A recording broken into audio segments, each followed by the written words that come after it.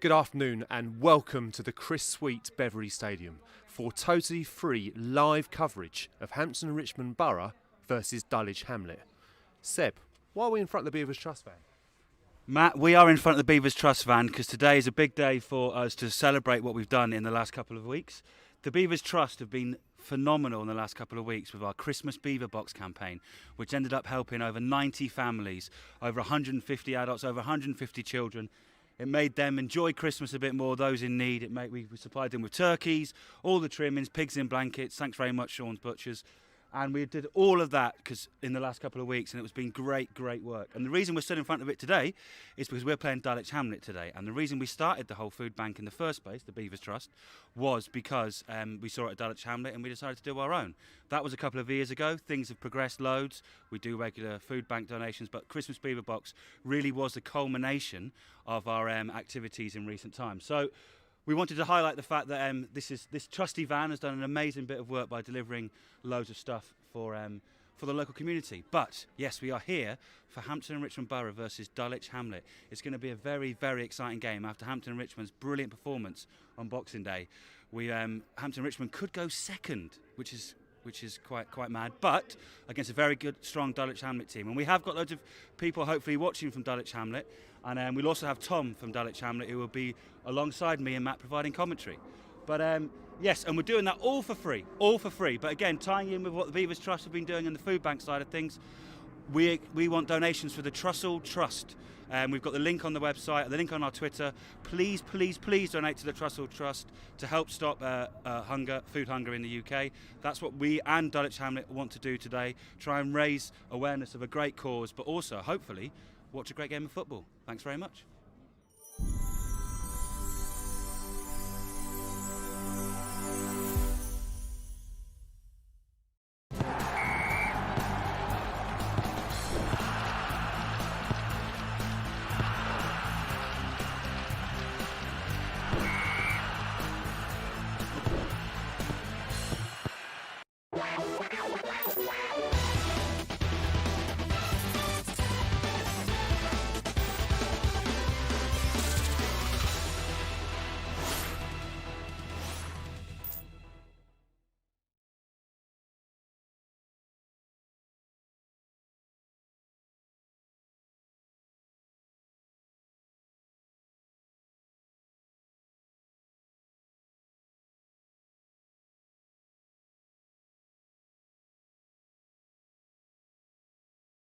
Richmond Borough played 2 days ago against Dorking. It seems, I said it nearly seemed like yesterday, it nearly was.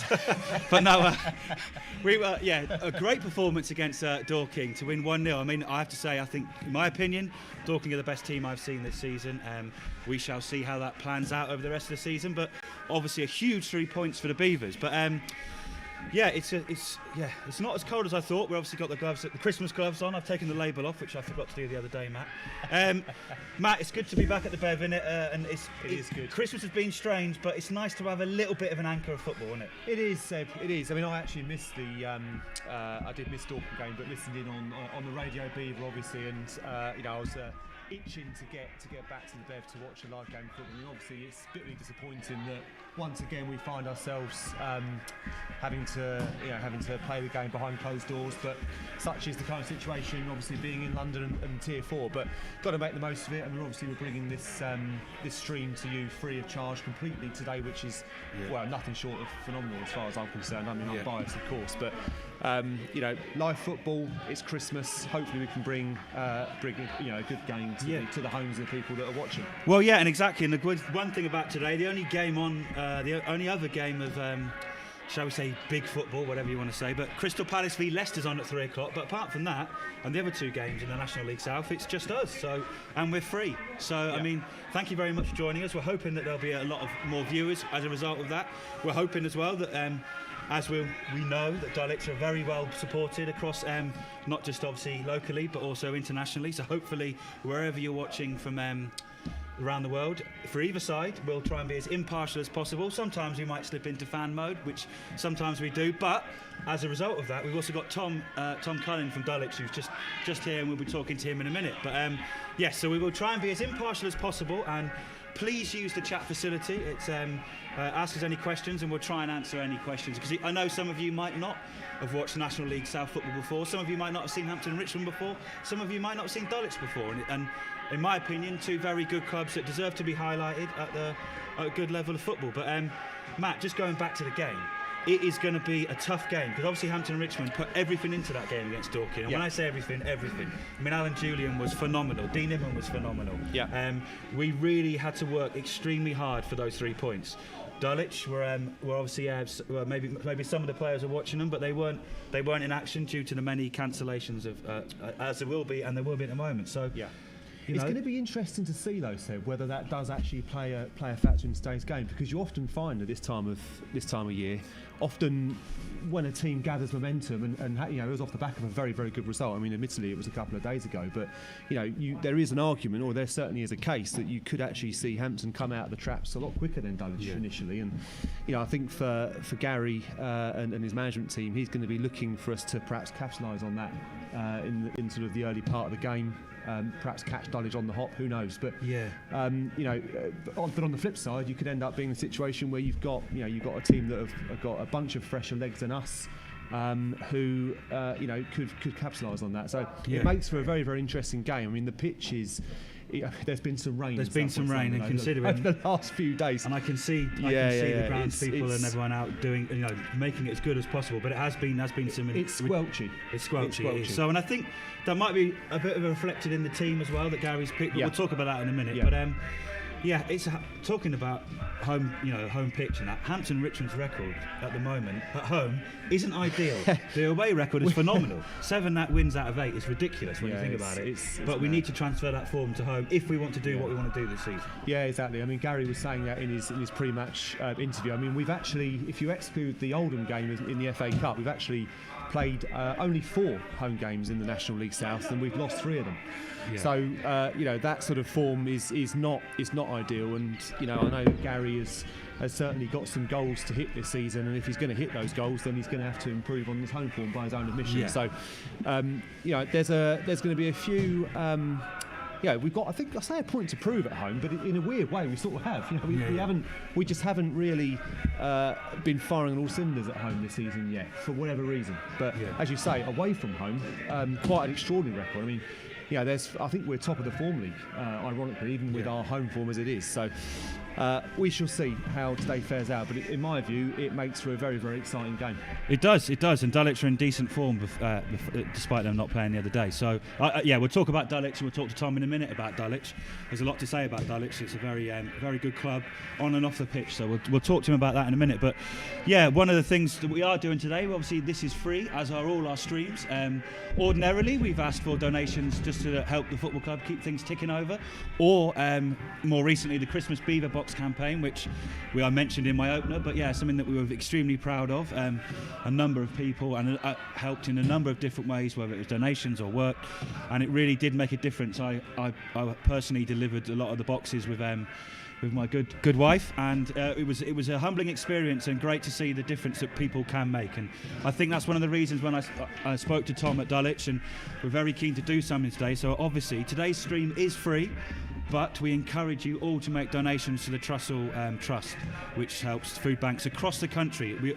Obviously Hampton and Dulwich both do great work locally with food banks and with their local community, but this will hopefully allow others to get involved, and also hopefully promote the work around the country, because Trussell Trust is a great charity and very very important at this time of the year, but also all the time, unfortunately. For the need for food banks is high at the moment, and we could talk about that all day, but we won't talk about that. We'll talk about so yes, please donate. All the links will be on our Twitter page, and they'll be and we'll keep posting, and we'll keep mentioning it as well. Sorry for the plugs, and we won't obviously try and talk over the football. If anything's happening, we'll of course. And if you haven't joined us on HRBFC Live before, we can be a bit irreverent. We might talk about what biscuits we're having and things like that, which might break proceedings up. But hopefully it's a good game. We're talking about the football, but.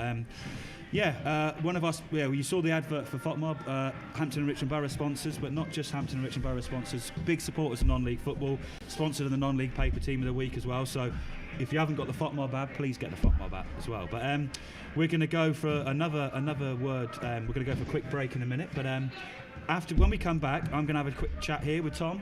Tom to the left of me, and we're going to have a chat about Dulwich and bring some, hopefully raise awareness of what is a pretty special football club. And we'll come back for a break after the break in a minute, and see you in a minute.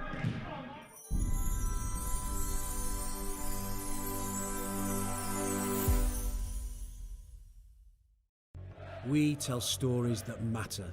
You're listening to We know what makes fans tick. The whole team is supported by the whole town. We know it's about dedication, about history, about community. Here, there, and everywhere. It's going down. Sometimes it's about boots. Sometimes it's about clothes. Sometimes it's just about getting away. We know what they watch. We know where they go. We know what they love. We know it's not always easy connecting with fans, but we know how to help. And we know because that's what we are. Fans.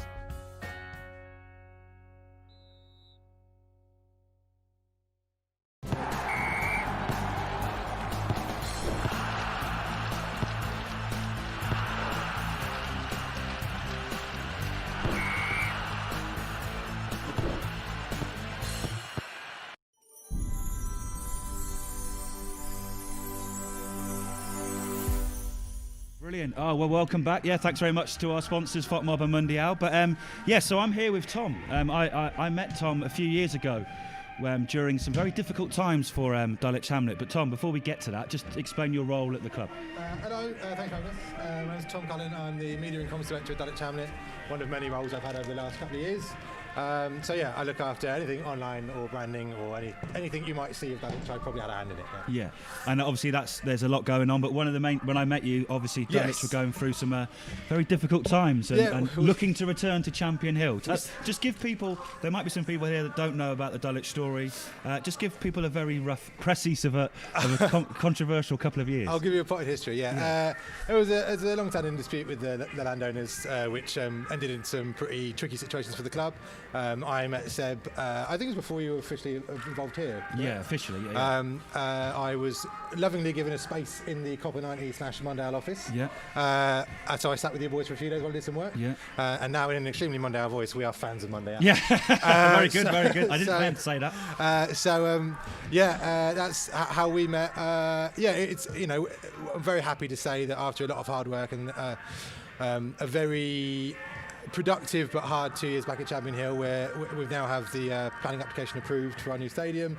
Everything's looking good, secure future in Dulwich, and then obviously this year happened. Yeah, so, exactly. It kind of all interlinks. I know you're going to ask me about it later, but obviously this puts everything on hold for us. So it's an incredibly difficult season for us in terms of funding, everything else. So we're just trying to get through. Yeah, exactly. No, it's difficult, and you just think you were due some luck after those obviously controversial and unfortunate couple of seasons. Yes. But one man that is obviously hugely important to Dulwich is your manager, Gavin Rose. He's been there. How many years has he been there now? We were going to have his 10-year testimonial this summer. Obviously that didn't happen. I had some lovely people lined up for that. Yeah, you had some really good players lined up for that, didn't you? We had Joe Cole, we had Robbie Savage, both the Ferdinand brothers, obviously. It was going to be great. Next summer. Next summer, that's the plan. So Gav's obviously been an integral part in the club and also the growth in the club. When Gav and Cads took over from... I've forgotten his name now. It'll come back to me. I think our average attendance was about 160, 170, alongside a huge amount of community work that the late, great Mishi Marath did, as well as the committee like Liam and John Lawrence and Andy and Sean, all great stalwarts of the club. That with coupled with the attacking brand of football that Gavin and Cads have put together over the years, has seen and undoubtedly helped kind of the rise of popularity of Dulwich again. So he is a very important person to the club, always will be, regardless of if he's employed with the Fire. In any space of time in the next 10, 20, 50 years, his name will still ring around Champion Hill for sure. But he's got a wonderful knack of getting the best out of players that have sometimes been through the ringer a little bit, and we'll see a little bit of that today, hopefully. Yeah, well, exactly. Yeah, you've been on a decent run. It was a slightly like the Beavers, actually. To be fair, it was a slightly slow start to the season, wasn't it, for you guys? It was slower than yours. Yeah, but we picked up in the last kind of 6-7 games or so. Our longest ever unbeaten run in the National League South. We've only been in the National League South for this is our third season now. So some good form. Tricky start to the season, tricky end to last season, really. But we've basically got a whole new squad, and we're all really pleased with how they've started to gel now. Obviously, it's such difficult circumstances to work in anyway. But we're seeing some really good football, and a return to what some of the fans lovingly call Gavy ball. It's going to be a good test for us today. You guys are up there. I heard you were talking about your win at Dorking. I totally agree. One of the best teams in the league. We drew there earlier in the season, which kind of kicked us off into a bit of a run of reform. Just noted, we were just chatting. It's nice to see Mark White and Steve King watching the game today. So it'll be an interesting test. I know you guys don't score a lot at home. We're very good away from home, like you guys are. So hopefully it's going to balance out a little bit. I'm intrigued. It's going to be a very interesting game, and I think my mind casts back to the last time we played each other here. I think we beat you on Boxing Day, didn't we? And then you came here on New Year's Day. That's right, 3-0. So it was. It was a very good time. But one of the things I did want to touch on as well, obviously we're doing this we're providing the stream for free and asking people for donations to food to the Trussell Trust. But have you guys, like us, been very active in that during the sort of COVID times? We have. I mean, we always are, which we're very proud of. But the local community centre to us, the Albrighton Centre, and we've done some fundraising for them. We've been helping them out all season, and we just try and do whatever we can from whatever kind of remote place we're in. It's very, as it here, it's normally the place where you want to organise and collect stuff, and it's very difficult to do that. Yeah, of course, So we try and do as much as we can online, try and keep people together, and I think the biggest thing for us and the biggest thing that we've missed, obviously we're not having fans around, is that sense of community, and losing that kind of it's a community centre on a Saturday. Any good football club should be, and we really miss that. So we try and do everything we can to stay in touch and stay communicative with everybody, including the charities that we always work with, Red Thread, FBB, the Albrighton Centre, the South East London Food Bank. As much as we can do, really. It's mad. That is one of the things. I know. Obviously, we miss going to football and having a drink and having a pie and enjoying ourselves. But I must admit, I agree with you. Those community things that happen around non-league football clubs like ours are obviously something to be treasured, and it's something that we're missing. But hopefully, with talks of vaccines and stuff like that, who knows what the future holds. But hopefully it's more positive than perhaps it was a few weeks ago. But I suppose my last question as well. Obviously Dulwich, for those people that don't know, you get you get good crowds, don't you? You get normally you would have bought definitely a couple of hundred here, I would have thought. But on a home game, you're normally getting a couple of thousand, aren't you? At Champion Hill, something like that. Averaging around 2,500 by the end of last season, and unfortunately, with the current funding, it means that we're really struggling, and we probably won't last the season unless something changes. So it's difficult, but at the same time, we see a huge amount of interaction online, which is great.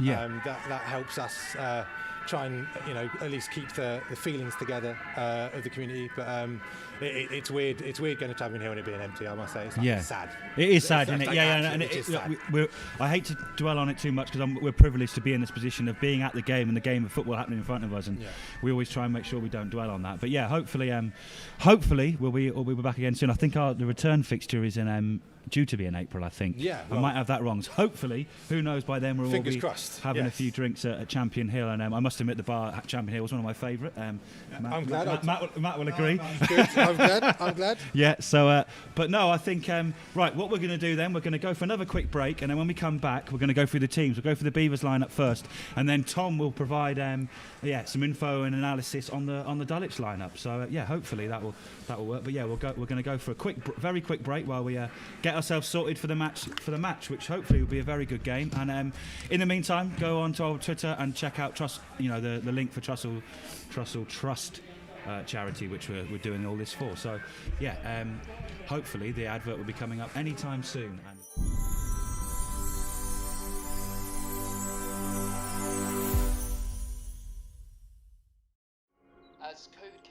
Even if I can't do it myself, I can get supplies to those who've lost their income. I can be there for someone who's isolated. I can comfort a family after disaster. I have the power to help. And you have it too.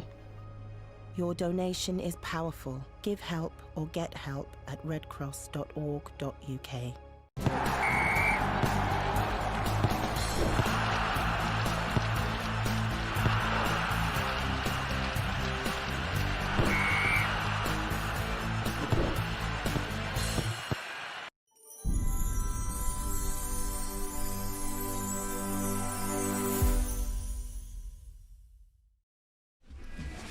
Right, welcome back. You should have the camera on the delightful Chris Sweet Beveree Stadium. Unfortunately, we would like to have fans around that perimeter now as the substitutes are warming up for Hampton and Richmond Borough, keeping themselves warm in case they are needed. But yes, this is the Chris Sweet Beveree Stadium. If you've not seen it before, it's a beautiful. These trees got absolutely no leaves in at the moment this time of year. It's beautiful when the trees are lined and the floodlights are on. It is nice. We might see that later on. But yes, so we're going to have a look at the teams for today's game and go through the Hampton and Richmond Borough lineup first, and then we'll speak to Tom about the Dulwich Hamlet lineup, which he will provide us with some insight and some inside knowledge, although some of the names are very familiar, as they always are at this level. But Matt, go through the Beavers lineup. Let's go for it. So the Hampton Richmond Borough lineup. Hampton in the familiar red and blue shirts with blue shorts today. Number 1, Alan Julian. Number 3, Rue Donaldson. Number 4, Dean Inman. Number 6, Captain Sam Cox. Number 7, Wilson Carvalho. Number 10, Jake Gray. Number 12, Nico Muir. Number 14, Ryan Gondo. Number 17, Tyrell Miller-Rodney. Number 18, Kyron Farrell. And number 19, Christian Smith. Substitutes for Hampton today: number 2, Luke Ruddock, club captain. Number 9, Nathan Minas. Number 15, David Fisher. Number 20, Imran Uche. And number 21, Razak Coleman. That completes the starting 11 and subs for Hampton, and we'll pass over to Tom for the Dulwich. Oh, but before that, Matt, just very quickly let's just quickly run through the slight change for Hampton and Richmond there. Obviously, Sam Deadfield drops out of the squad. He picked up a little knock. He came off a bit earlier again in the big win against Dorking, so he drops out. In his place comes Rui Donaldson, but there's a slight change in formation. We've got Rui Donaldson and Kyron Farrell as the fullbacks. Kyron Farrell usually a left back, but we'll be playing right back today with Rui Donaldson on his favoured left-hand side.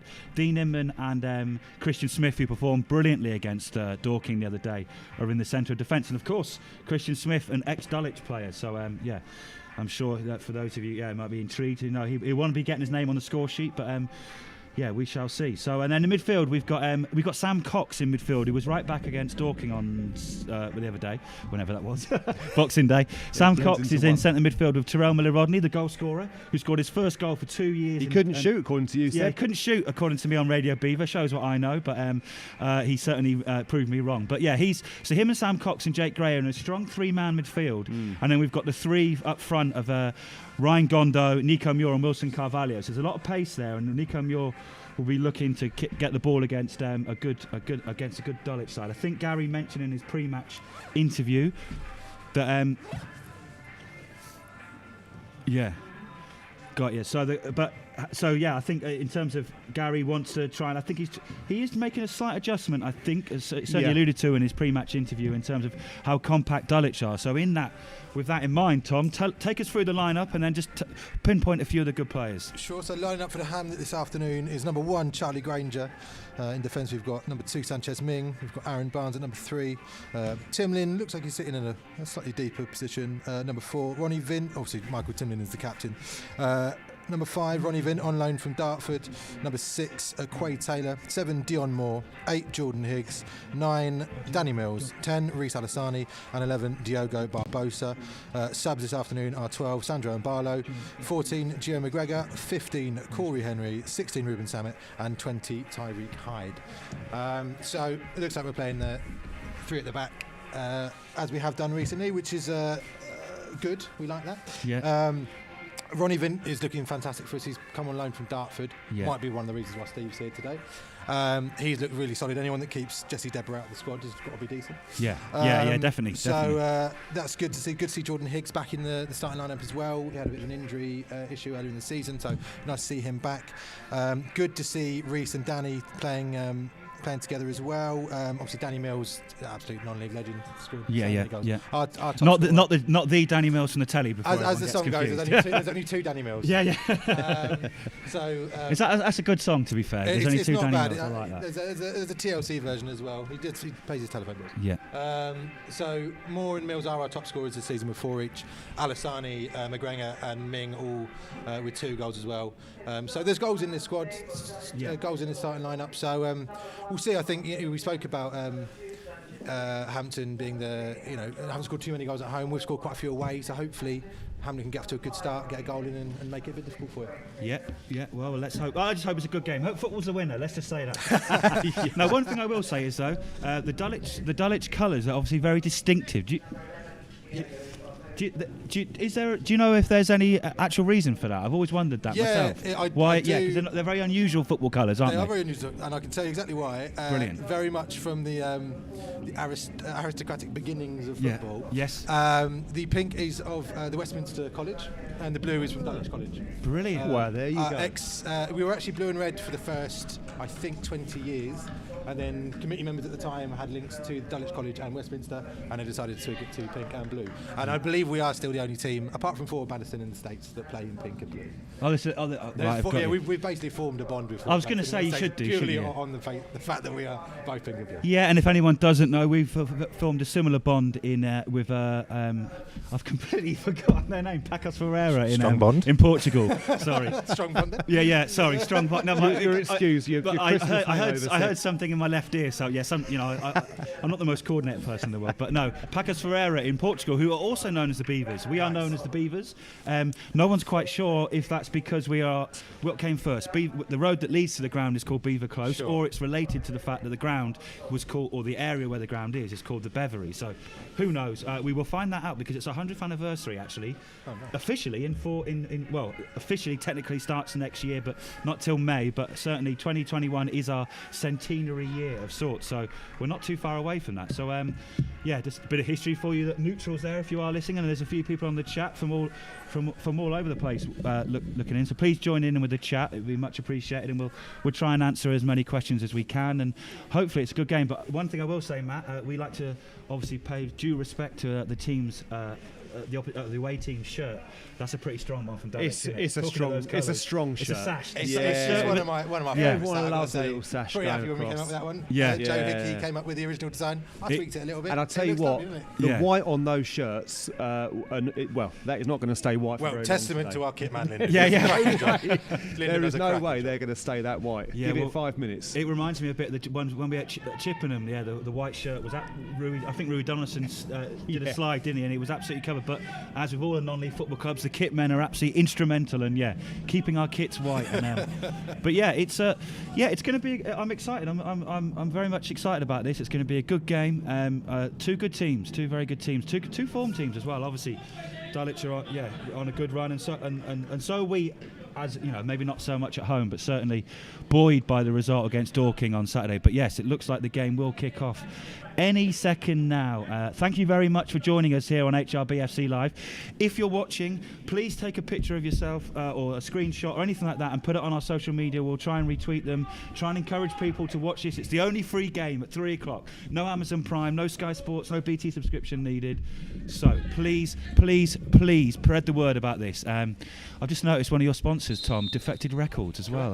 Fantastic. I mean, that's pretty good. Really, we should be angling for a personal sponsorship with this kit. But yes, it's so it's our one of our women's team players, Yes. Lucy Monkman, or Monkey, as you might Yes, know her, Monkey, is on Defective Records. So we've our soundtracks are very good. I know. Yes, exactly. And I know one of I know James Kirkham from Directed Records will be watching this. He lives nearby, and he's a bit of a Hampton fan. But yes, he might have split loyalties today with those sponsors. But anyway, the game has kicked off here between Hampton and Richmond Borough and Dulwich in the National Vanarama National League South, and both teams, as always, in the opening exchanges of games, feeling each other out. And there's Christian Smith's first header of the day. Did a number against Dorking, and I imagine he'll be need to be called upon a number of times today, Matt. Good header by Christian Smith. Yeah, there. He's a big lad. But also, if you are just joining us and you are neutral and you don't know too much, Dean Inman, if I had to point a Hampton Richmond Borough player out, Dean Inman is one of the best defenders in this league, I have to say. He's a very good player. He is, isn't he, Tom? Yeah, see that, and that is it for the other side. But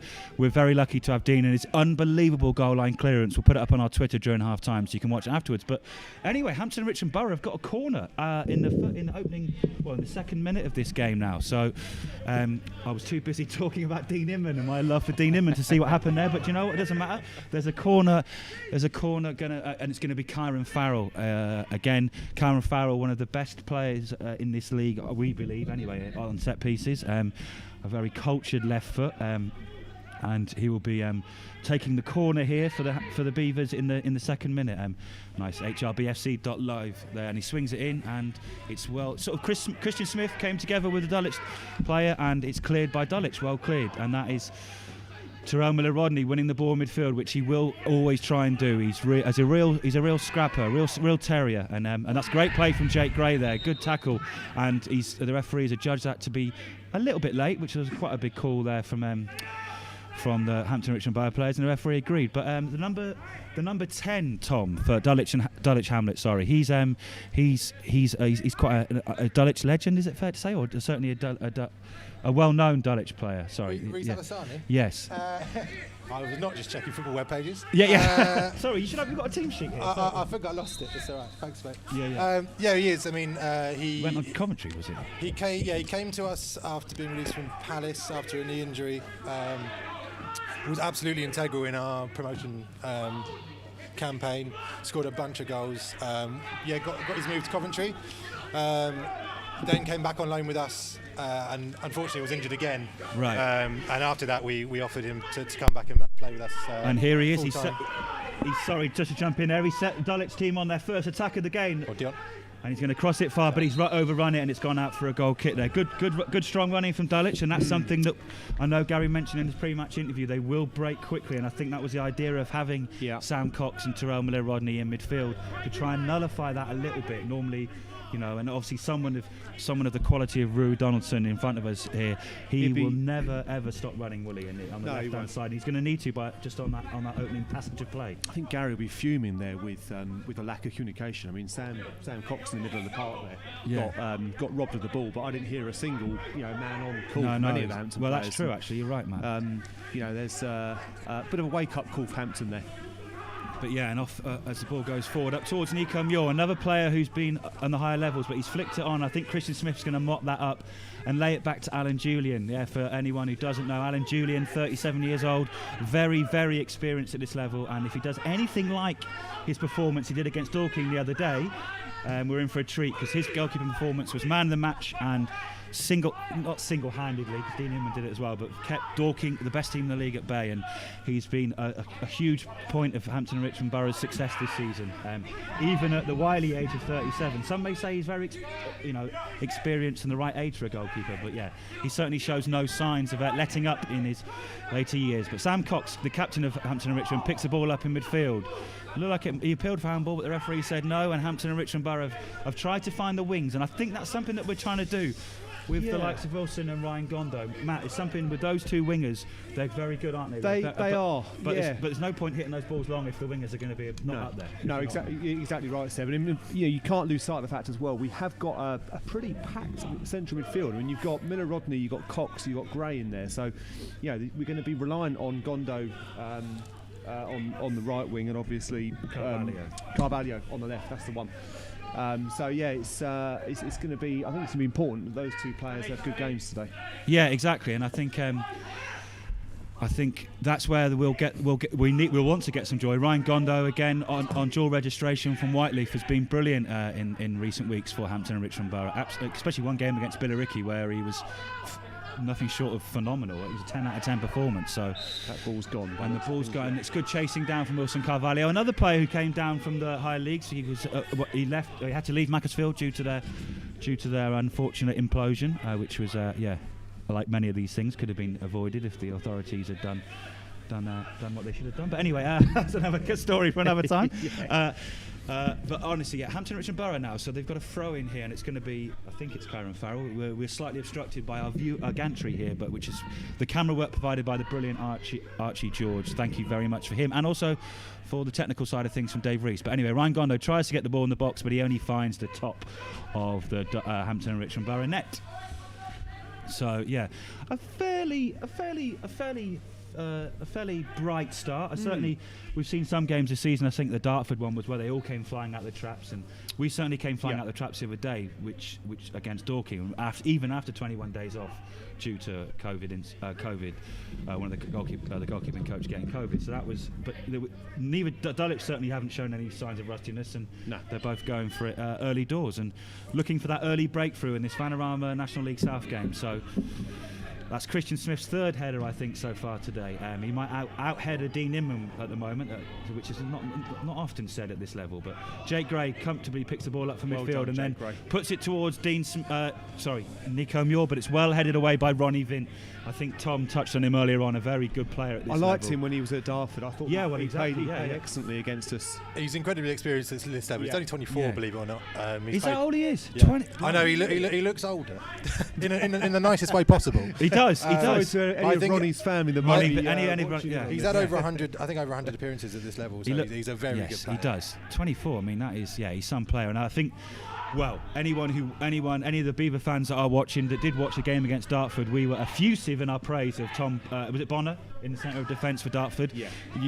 So their defence was brilliant that day. So, I can understand why it's difficult to get into the Dartford lineup, and but that doesn't certainly negate any of Ronnie Vint's qualities. It's just the quality of the players in front of him. But anyway, Nico Muir goes for a shot, and he had a bit of a sight of goal there, and he's put his head in his hands. He's going to be disappointed. He's going to be disappointed there, Seb. He's good at scoring from those angles, those tight angles, isn't he, Matt? He is. Talk us through it. He is. I mean, it was a. I'm going to give Dean Inman the benefit of the doubt. It was a fantastic ball by Dean Inman over the top, because we're Dean Inman biased, as we always say. Great ball, great vision by Dean. Over the top of the Dulwich defence, and Nico's got on the end of it, and it looked to me from where I'm sat that he sort of snatched at it and sliced it a little bit, and as you say, Seb, his reaction sort of said it all. I think he'd be wanting to have done a bit better. Yeah, he would. But anyway, Christian Smith, header number 4 in within 8 minutes. We'll be in double figures come the end of the first half. But anyway, he's going to have to be alert now, but Dean Inman's alert and comes across and clears the ball away, and it's Dulwich now who will have a throw in the latter stages of the opposition half. Dion Moore's got a lot of pace. He will push your defence on that right hand side. He's been very, very good for us so far this season. And I'll just touch on Nico Muir. We're very familiar with Nico from his time at Hendon. Of course, yes. This is the thing. An absolute, such a strong player, and obviously had his move to league football and has come back down again. But just undoubtedly talented player, so quite glad he missed that, if I'm honest. Very good.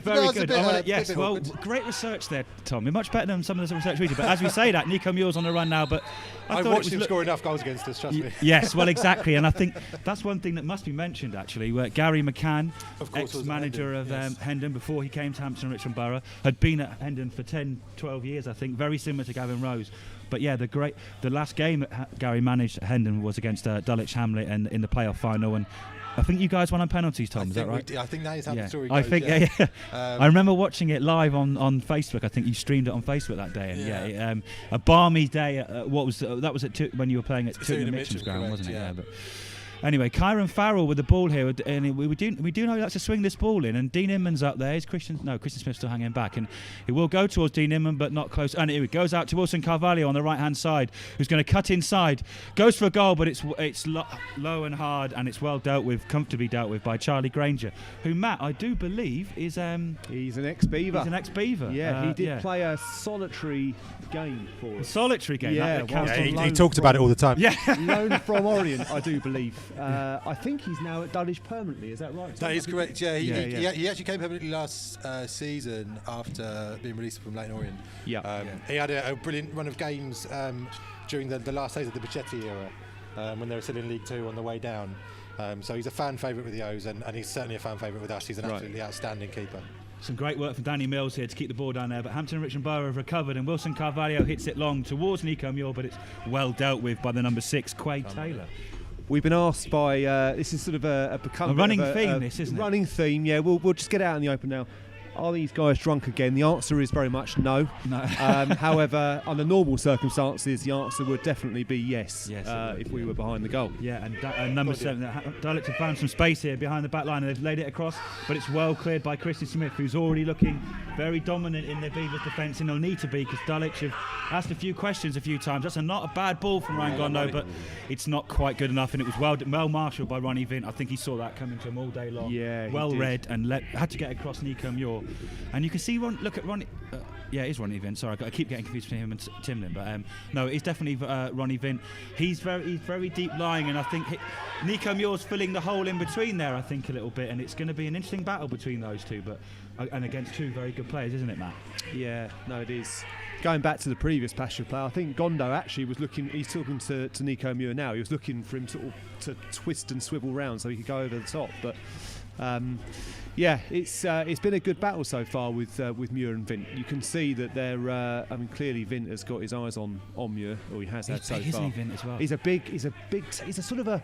I can see why Tom means he looks older than he does. He does. Yeah, he's got. He's a sort of a rock at the back. As I say, we've seen him a few times step against Hampton for Dartford. He's going up now for the free kick. Tom, has he scored for you guys yet? He hasn't, but I wish he would. Yeah, exactly. He doesn't, I'd be terrified if he was on. I must admit. Yeah, so, him and Christian Smith are up against each other, and that's a strong battle between them. It's a strong battle. It is. Yeah, so we shall see now. But Dulwich with the free kick into the box, I imagine.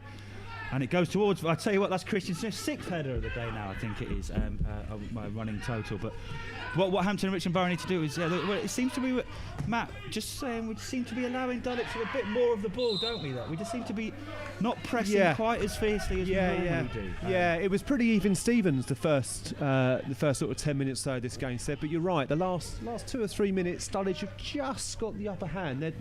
We seem to be allowing them a little bit more space to sort of knock the ball around a little bit. And I think that Gary will be looking. You might be able to pick up Gary. Sometimes our pitch side mics, which are the other side, even though Gary's the other side, you sometimes might hear Gary because he can be quite effusive in his instructions to the players. But you can tell him now he's asking for a bit more from the midfield. I think. You're right. Gondo and Carvalho switch flanks. Actually, I've just noticed.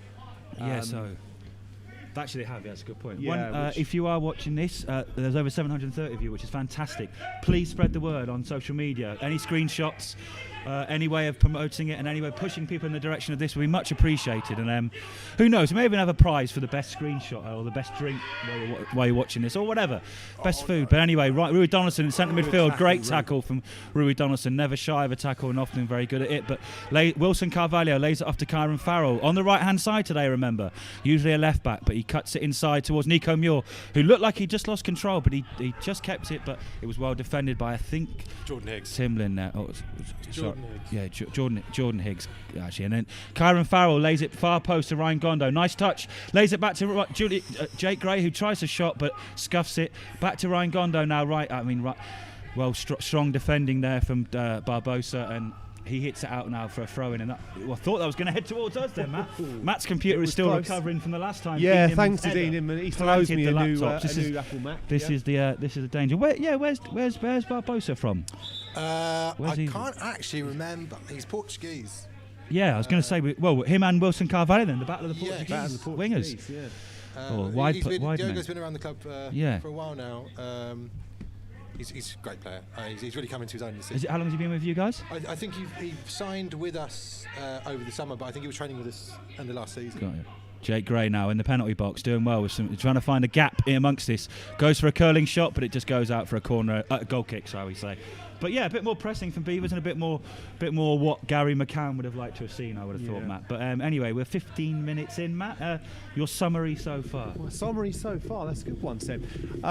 Pretty evens, I think. It's fair to say. I mean, there's been no real clear-cut chances. I can't recall either keeper having made a save yet, so that sort of says it all. But two pretty evenly matched sides so far. I think we picked up on it a few moments ago around Dulwich just getting a bit more time on the ball to sort of knock the ball around. As I say that, they're doing exactly that, and it's a good turn, but it's a good referee has actually given the original foul. But no, I think Gary both managers will be pretty content, I think, so far. But again, I think both will be looking for their respective sides to start testing the goalkeepers. Yeah, I think you're right, Matt. I think, Tom, from your perspective, I suppose any time your team goes away, we'll leave that because Danny Mills has got the ball and laid it off to Reece Alassani. Reece will be dangerous in these positions if he cuts in. He's going to cut. It's well played there, and he's unfortunately the final ball was lacking after some good play because you don't see many people get past Romelu Rodney there, do you, Matt? That's Alassani. Obviously, we were talking with Tom about. Yeah. It was at Coventry. Was he playing against us in pre-season for Walton Casuals? Have I got the right? No. Have I got the wrong one? No, he was at Coventry. I think at the start of the season. He was at Coventry. Yeah, was he? Yeah. Well, he was released from Coventry. And he's on loan at Dulwich now. No, he's permanent. Oh, he's permanently at Dulwich. Right, but you can see there, not many players get the better of Tyrone Miller-Rodney, I have to say, and he did there. But unfortunately for Dulwich, his final pass was lacking. We've got some good pictures coming up on Twitter. We got I'm going to hope I pronounce this right. Minen Grostenstag, is that right? The Dutch? Yeah, I'm sure I pronounced that wrong, and I do apologise. But great picture, and I think there's a picture of Maradona above his telly, which is absolutely brilliant. Look at that. It looks like he's a Feyenoord fan. There's a Feyenoord picture there. So thank you very much for tweeting us that, and we'll please let us know where you're watching it, what you've got on the wall, what you're drinking, what you're eating, and make us jealous because me and Matt. It's getting colder and colder. It's getting colder and colder. I can tell you that for nothing. But yes. I tell you what, it's end to end, isn't it, Matt? At the moment, both teams are sizing each other up, but it's not been particularly easy to commentate on. There's not been a huge number of opportunities for either side, and but you can see intent on both sides, on both wings, can't you? I think. Yeah. I think that's the one thing I've already noticed, and I think they're going to test each other out, aren't they? And it's going to be an interesting game, this. But yeah, I do hope it does get a little bit warmer. Oh, it's not going to get warmer. That's what we're talking about. It's 15 minutes in. That's not going to happen. It's 3:15 and I'm very cold. These fleece line trousers I've got have not quite done the business. But well played, good tackling and good defending there. But Hampton Richmond Borough saying that there was a foul throw. But I mean, you can say all you want. The referee didn't agree at the time, and Dulwich have got another throw. Although. And he's going to try. Dulwich have got the third throw in a matter of maybe 30 seconds here. But yeah, going for the attack, and Danny Mills, the long throw looking maybe towards Danny Mills, but you can see Danny Mills in the box. He does. He's a real handful and a non-league legend, as Tom mentioned earlier on. But as it is, Dulwich on the attack, and that's well defended. Jake Gray has basically seen that ball all the way from inside his own half down all the way to the corner and defended well, which he's had to do. But anyway, a corner for Dulwich here.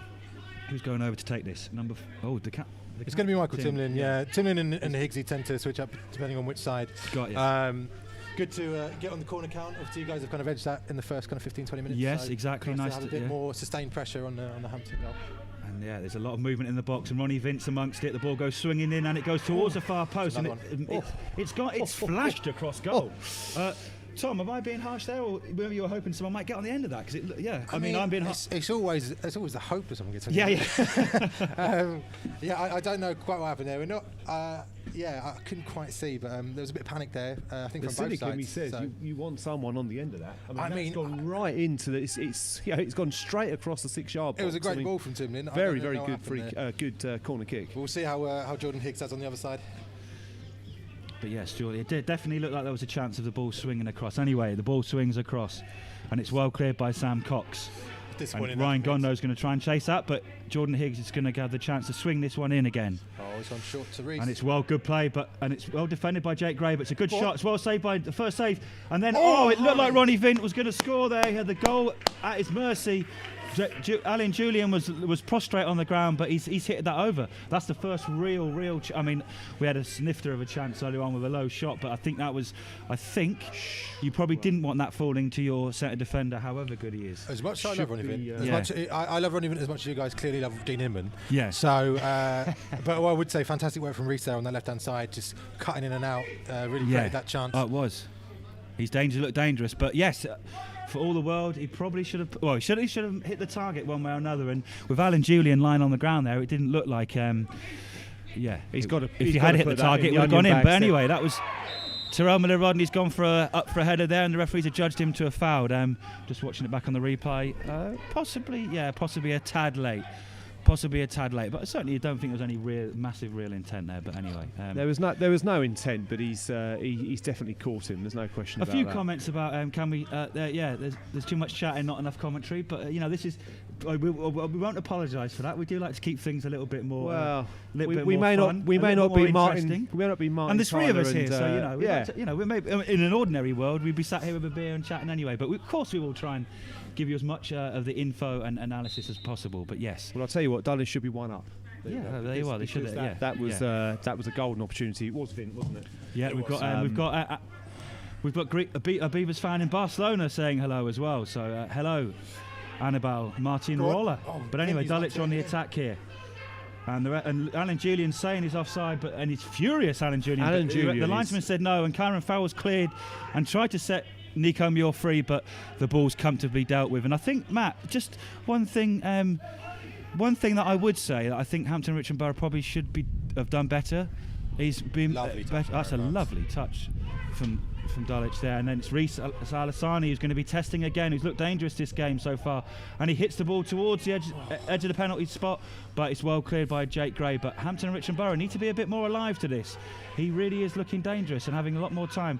Kyron Fowles defended well there, and Danny Mills is no slouch, and he's done extremely well there to get the ball clear. And Terrell Miller-Rodney gets the ball to Ryan Gondo, who lost the ball in possession.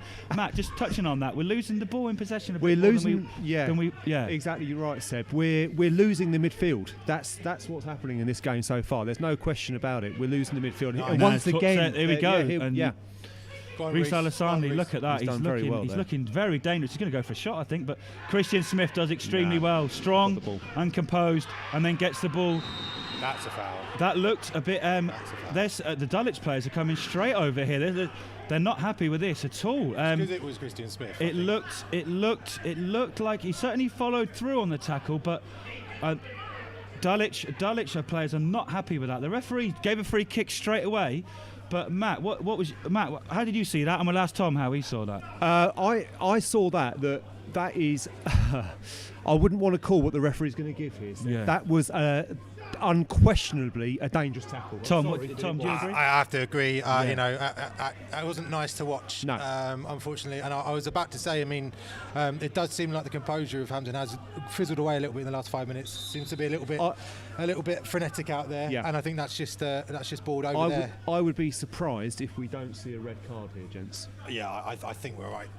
You'd be surprised if we did see one. I'd be surprised if we don't see one. If you don't see one. I could have called this wrong, but think I don't think he's injured. Would he have given? I'm not saying that if he was that sure of it, the referee may have done it already. But for me, it suggests it's going to be a yellow this one, because he's talking to him still. Yeah, he could have sent. He's got the yellow in his hand. I think. But I think Christian Smith. I think what is important here. We hope that both teams. Dulwich players were under. Matt. The Dulwich players are rightly grieved there. It doesn't. The players' reactions to tackles like that, it does happen a lot more, doesn't it? And I know it doesn't mean that the tackle wasn't. No, but it does. It does. Not exaggerated because it was a bad tackle. There's no doubt about that. Yeah. I mean, just looking at the chat, some of them, get him off. Oh, the lad almost rolled the way back to Dulwich. But do you know what? That's football, isn't it? We all have opinions, don't we? And the one that mattered on that occasion was the referee, and he's given a yellow card. And I just hope that just keeps, that was just a flashpoint, shall we say, rather than a sign that the game is going to spill over. Because so far it's been played in a great spirit. Agreed. Between the two sides, competitive, of course, but yeah. Square City loves the pub chat, by the way. So good. Thank you very much. We've got some equal listeners here. Some do, some don't. But anyway, Does that mean we can have a pint in the second half? Yeah. Oh, really? Wouldn't that be nice? Well, the pumps are certainly dry. I will say that at Hammond's Bar.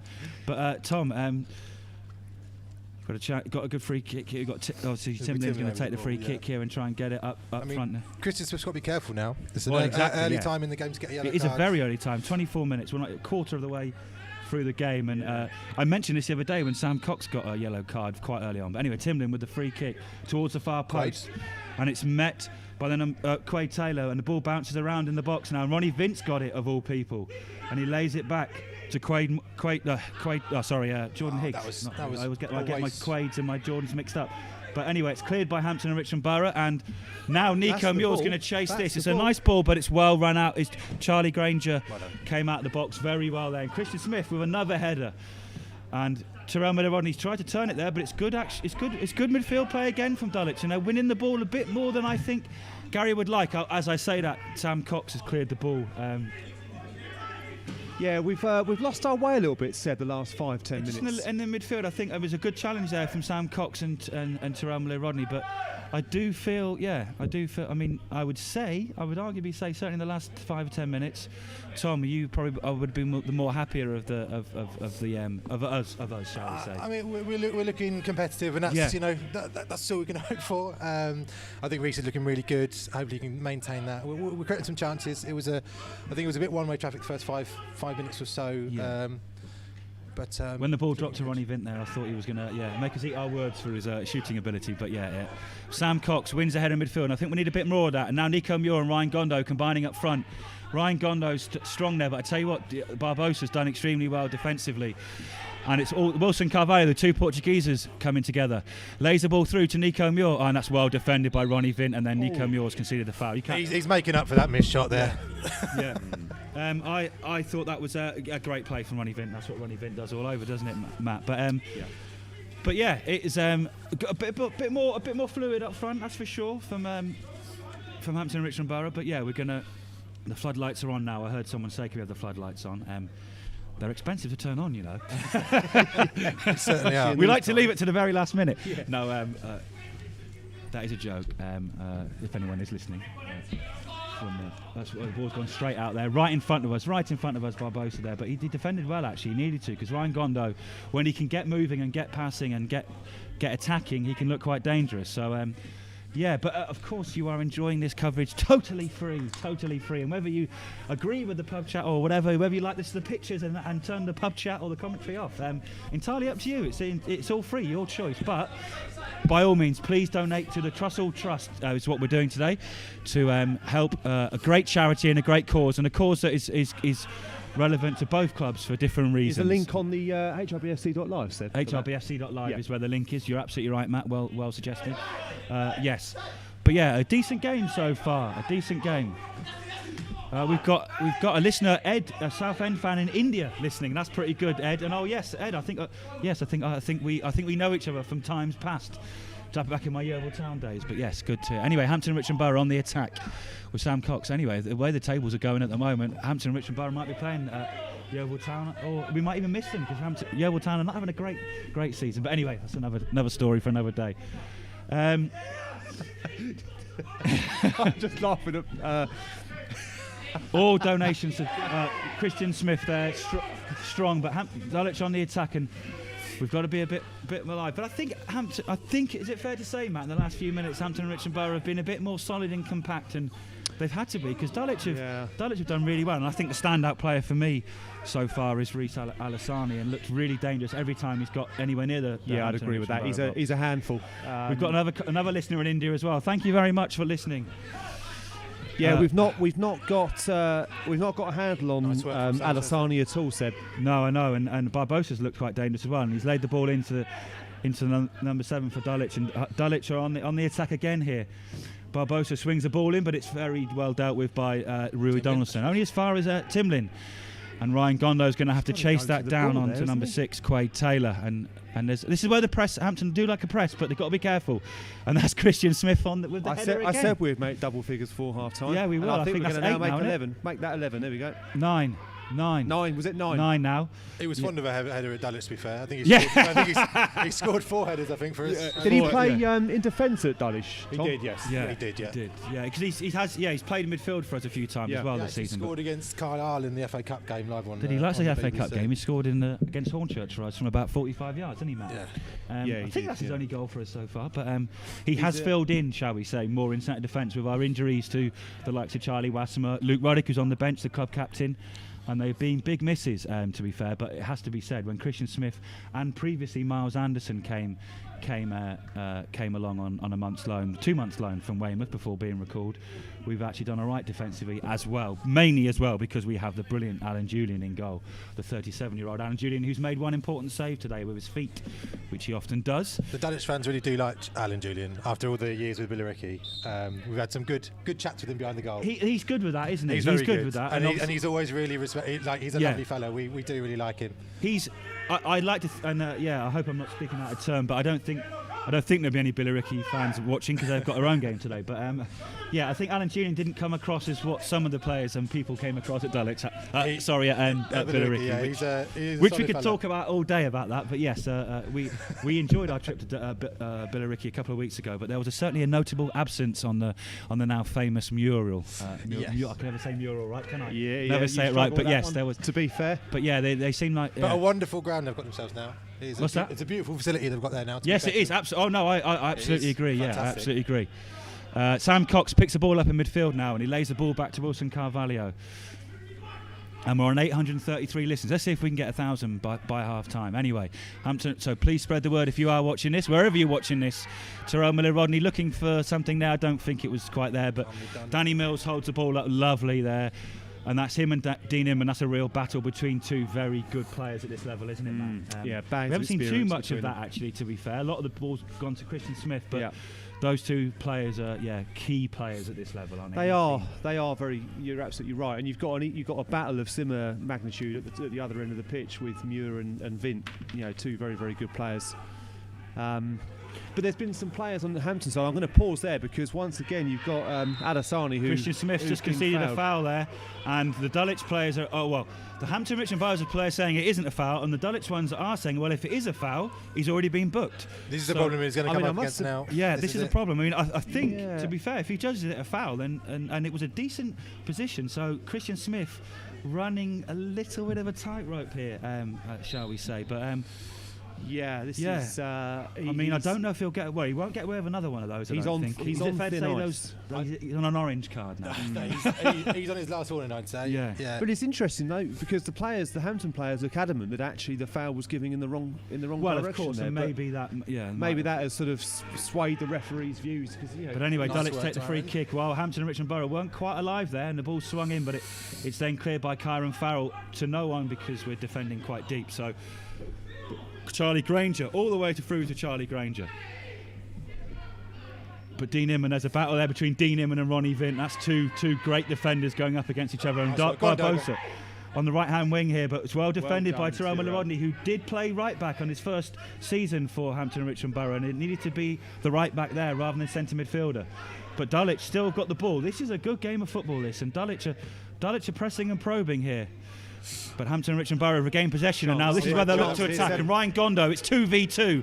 Ryan Gondo and Nico Muir, but that's not a great pass really from Ryan Gondo. Well done, and it was through, and it was well defended by Dulwich. But again, Hampton. As we'll worry about that in a minute, because Karen Farrell has kept the ball alive for the Beavers, and Ryan Gondo's laid the ball through to Nico Muir, who has a shot, but it's well blocked by Ronnie Vint. It was a bit of a tame. I don't know. We don't know. It's a bit far away, but I tell you what, end-to-end stuff here, and Danny Mills has done extremely well there to keep the ball, but he's put it long towards Christian Smith, and he's put it towards Nico Muir. But a bit of spell of possession and are there from the Beavers, and a bit better from the Beavers. But you'd argue that Ryan Gondo probably should have done better. Well, it was good link-up play by Gondo and Muir up top there, Seb. But you're right. It was just lacking that killer pass.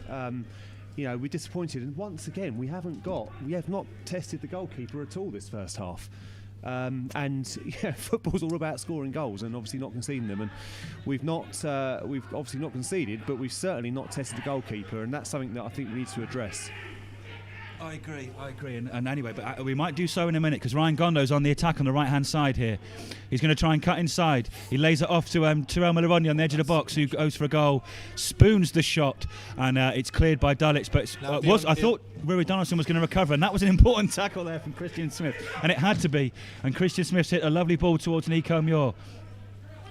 And it's out to Wilson Carvalho. A bit more sustained pressure here from the Beavers now, but they have to make it count and they have to test Charlie Granger. Tyrell Miller-Rodney's going to... Well, I thought he was going to shoot, but he won't. He's laid it off to Kyron Farrell, but Kyron Farrell's still got the ball. We know he's got a shot on him, Kyron Farrell, and he's cutting onto his left-hand side.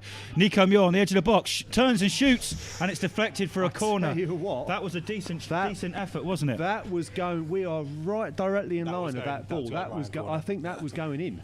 I was actually more scared with the deflection because I thought that might just knock off. That was a fortuitous deflection there from the Dulwich. Well, I say fortuitous, it was a good block at the end of the day, but that was I think heading for the bottom corner of the goal. As it is, Hampton and Richmond Borough have a corner, but better play from Hampton and Richmond Borough in the last few minutes. Someone's just asked for a shout out for someone's birthday, and that name is definitely not real. If you can prove that's his real name, I will give a shout out. Anyway, corner for Hampton and Richmond Borough. It's well dealt with by Dulwich, which they have done, to be fair. I'm going to referee that. Said that definitely is not someone's. But I tell you what, the game has really livened up the last few minutes. And Kyron Farrell still down there from the corner, and he lays it off to Rui Donaldson, who always finds a bit of space in the box, lays it. It looked like he was going to lay it across to Nico Muir, but the ball rebounds to Tyrell Miller-Rodney, who was looking for that second goal in 2 days and a third in 2.5 years. But that was flying. It wasn't. I think that was just about going over. But anyway, the ball's still down here, and Hampton and Richmond Borough, a real sustained bit of pressure here, but they need to make that count. Wilson Carvalho goes for the shot, and it drops in front of Charlie Granger, but he deals with it comfortably, really. But any of those bobbles in front of the keeper are often quite dangerous. So got an injury here, Seb. We've got an injury to number 11, Diego Barbosa. I think someone gave us some great trivia about him a minute ago, which we'll read out in a minute. But Hampton and Richmond Borough on the attack, and Tyrell Miller-Rodney. There's some real pressure here from the Beavers. They want to make this count though. And Wilson Carvalho on the edge of the box tries to lay it off. That's Ronnie Vince ball all day long. And look at that. I think looks like he nutmegged Sam Cox a little bit there, but. He went past him anyway, and that's well recovered from Dean Inman. But I tell you what, this is Tom, all of a sudden we've gone from gear 4 to 5. Yeah, we have, haven't we? Tom, that was pretty good play from the centre defender, though, wasn't it? I mean, you can see he's pushing further up now. I don't know whether that must be a directive from Gav, but he's pushing up a bit, and he's in the box a lot more than I've seen him. So that's interesting. Hopefully, he can make up for that miss earlier.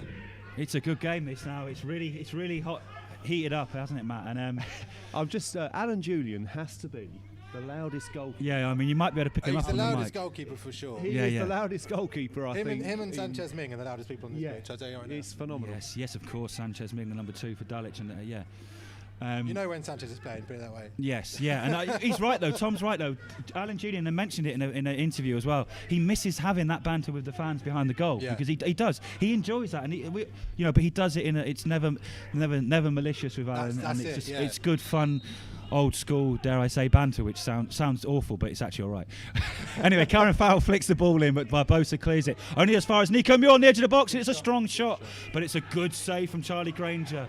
That's no one following in though for Hampton. No one was running in. The only player that was running in was Ronnie Vint. But the good thing is we've been calling for us to test the goalkeeper, and we just have done a couple of times. This is exactly what we should be doing. So 38 minutes in, the game is really hot up. It's fair to say I think the Dulwich had the better of the period between 10 and 30 minutes. Hampton and Richmond Borough have been a bit better since. I'd agree with that. But blimey. It's come off the boot of Kyron Farrell, but it's gone all the way back to Alan Julian. But it's been a decent game, and Hampton and Richmond Borough have certainly got better in the last few minutes, and plenty of call-out chats on the. There's a few fake names. I mean, this is spiralling out of control. I could never say that there would be Dulwich Hamlet fans. Yeah, there's hello to all the Hamlet fans in the chat. It's funny how many make sure you like and subscribe. Are listening in.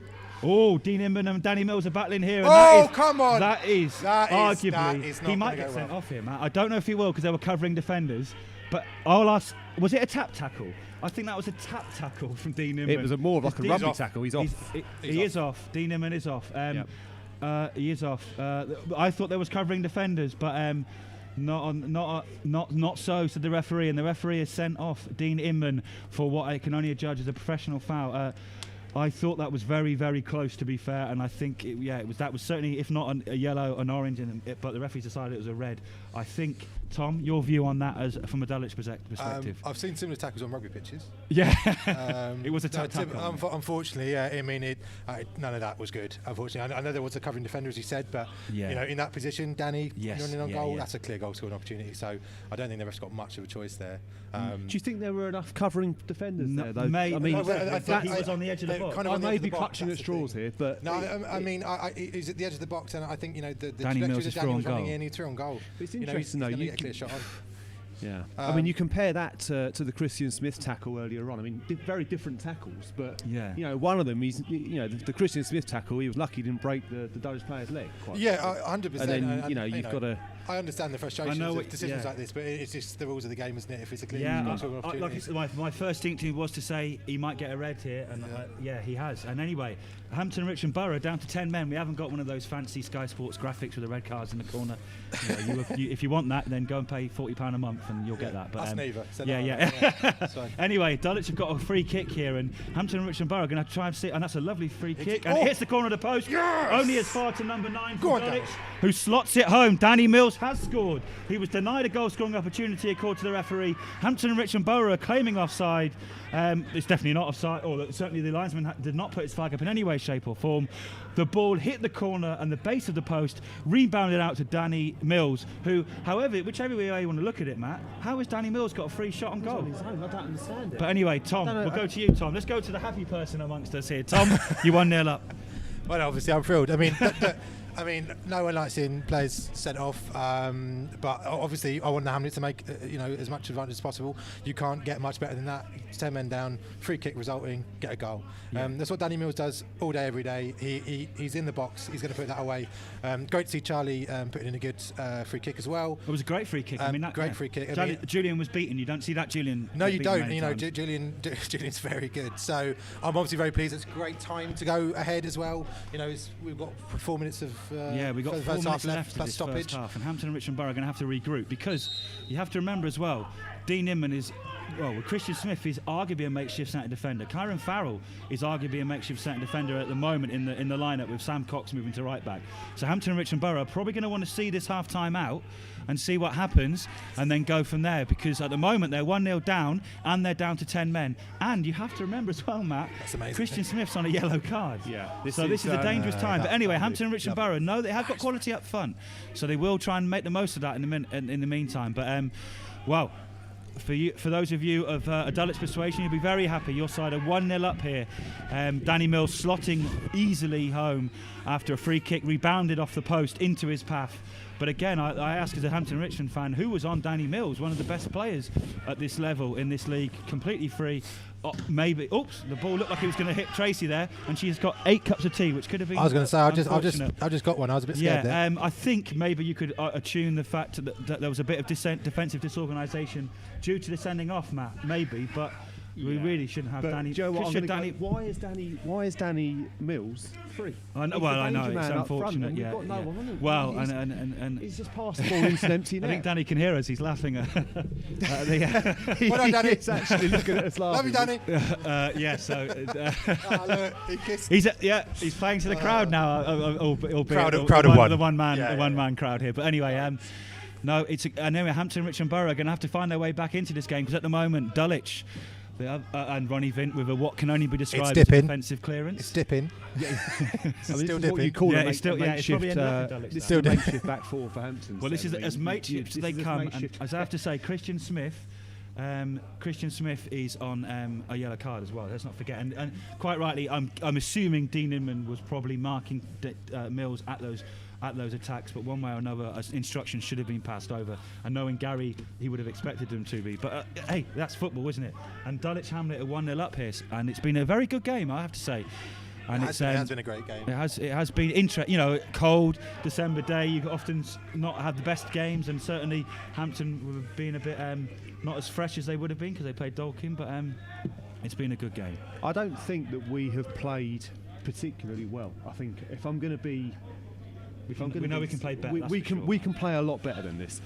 and Gary will know that, and the players know that, and we're really up against it now. I mean, especially down to 10 men, obviously, and with our only recognised centre half on an orange card. And would you say we're in a little bit well, of Luke trouble. Ruddock is on the bench, our club captain. Luke's on the bench. We've got our academy, but Luke's still graduate. recovering from injury. And exactly. So it's not a case of just put him on at half time, because we've got no. And as I say, that Danny Mills is through on goal, and he's onside as well. The linesman's not said anything. Alan Julian's going to stand him up. And Danny Mills has slotted home. Yes. That's a fantastic finish. I've got to say that was a beautiful goal. Because he's bypassed the keeper and he's bypassed the defender. And Dulwich Hamlet are now 2-0 up against 10-man Hampton and Richmond Borough. Tom's got a massive smile on his face, and who can blame him? I'd just like to be the first to say up the Hamlet. I mean, fantastic, brilliant through ball there. Danny clearly onside. I literally saw the break from in front of us. He's done really well there to go around Alan Julian. But I think he's always surprising. Danny's he's a tall guy, but he's fantastic with his feet. It's a horrible Peter Crouch analogy. Good feet for a big lad. But he's very, very talented. One thing I have to say there, Tom, and just sorry to break in, but he's put that ball in exactly the right place, because I thought Karen Farrell was going to clear it, but he's put it behind him, and that's pretty. That's basically on the left-hand post. He's done well, hasn't he? I have to say. Very good. Yeah. What was the score last year when Dulwich beat us? 3-0. 3-0. Well, okay. Dulwich are very good here at the Beveree Stadium, and that's not normal. That's just last year. True. True. Anyway, if you are, Hampton and Richmond Borough 0, Dulwich Hamlet 2, and Hampton and Richmond Borough down to 10 men. And let's just say the backs are very much against the wall now for the Beavers, and we shall see. I imagine Gary will just want to get those players into the half-time team talk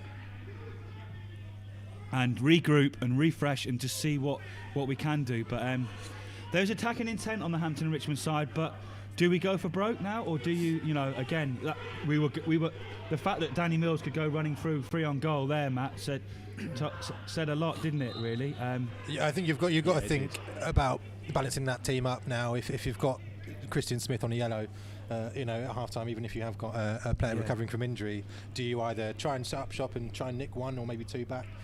Or do you just go all out? I mean, it's a tricky one, isn't it? Well, if Gary was watching Liverpool v West Brom last night, then he'll certainly have an idea of defending deep. Exactly. That's not in Gary's nature, is it? No, it certainly isn't. None of the teams I've ever watched him manage it like that. The begging question is going to be, how fit is Luke Ruddock for us? Because he's the obvious player to come on. With Christian Smith on thin ice, let's just say, and no other recognised centre half on the field of play. It's the fact that he hasn't come on yet is an indication to me that perhaps he isn't quite fit enough. I don't even know if he's been warm. Has he been warming up? I haven't seen. I know he is. I think he is warming up. Is he? Yes, he is over there near. He's actually. You might be able to see him in the shot. Actually, he's walking towards the ball. But anyway, the free kick from Dulwich into the box. Tyrone Miller-Rodney heads it clear, but only as far as the danger man Danny Mills, who's had a fantastic game and scored twice for Dulwich Hamlet, and they are 2-0 up here against the Beavers. I mean, what's been a very good game, certainly a better game for Dulwich as far. But Alan Julian certainly tried to stand him up there and made him go wide, but it was a great finish, and the referee's going to blow his whistle there, and Hampton and Richmond Borough are going to go in now, 2-0 down. But I think you have to say that certainly on the balance of play, Dulwich probably deserved to nick it, and Luke Ruddock's going to have a word with the referee there about even as a sub to the referee, but I don't think it's not going to make any difference anyway, because Dean Inman got sent off for a professional foul for bringing down Danny Mills in what can only be described as a tap tackle. More familiar with the pitches just down the road in Twickenham, it has to be said. It was a very good one, don't get me wrong. Oh yeah, we definitely have to try. And as it was, Danny Mills scored from the resulting free kick rebound. Anyway, but it's been a good game of football, but Hampton and Richmond Borough are going to have to seriously regroup and refresh and work out what to do, because they are 2-0 down to Dulwich Hamlet here. Matt, before we go to a very happy and very smiling Tom, you come to a dejected Matt. Yeah, first, I'll come to you first, Matt. But Tom. I think it was up and down for a bit, wasn't it? But Dulwich had a better start. Hampton had got back into it, but then that sending off has definitely and goal has changed that game, hasn't it? Yeah, it has. I think that On balance, I think that Dulwich were the better team that first half. There's no doubt about that. You're right. We did come back into it, but there was a pretty long passage of play in that first half, a good 20 minutes where Dulwich really were, the team on top.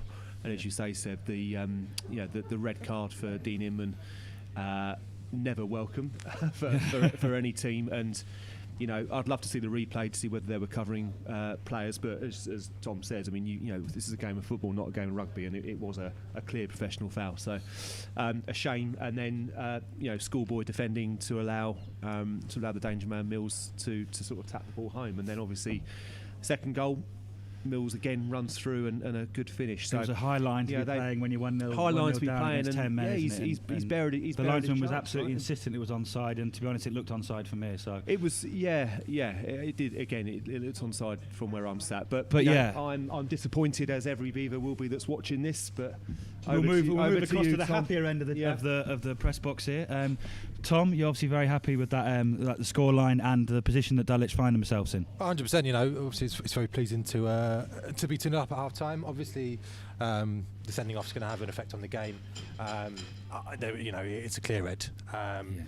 We've been speaking, and Christian Smith now got to watch himself. He's on yellow. Whether he stays on the second half or not is going to be interesting for us, because you certainly don't want another player sent off. I'm very happy. We look alive. Bearing in mind we didn't have the game a couple of days ago. Sometimes that can work in either way. It can. Of course. You can be sleepier or you can be more refreshed. Definitely. We look good. Reece has been great on that left hand side. Dion's still got some pace on the right. Ronnie Vint's been looking fantastic, and I'm quite interested to see him pushing forward a little bit more. And I think you brought it up earlier. We did really well in the midfield between Higgsy and Timlin. We seem to be controlling that area of the field pretty well and breaking up play. So I'm excited for the second half. I know I almost feel guilty because you've been being on here. It's your channel, but I'm obviously very happy. And I hope all the Hamlet fans watching, and I can see there are quite a few of them, are happy too. And stick around, and also make sure if you can. And I know we ask you all the time to donate for various bits and bobs, but if you can, please do donate whatever you can to Trustful Trust this afternoon. Is it it's hrbfc.live, and live. Let's have a look. We've got £210 donated That's so fantastic. far, so that's fantastic. That's It'd be great if we can keep pushing that number up. And if you are watching the game and enjoying it, or I know that's a big question for Hampton Richmond Borough fans, but hey, you never know. The only way is up. But it's please people let people know on social media. We've got 15 minutes here.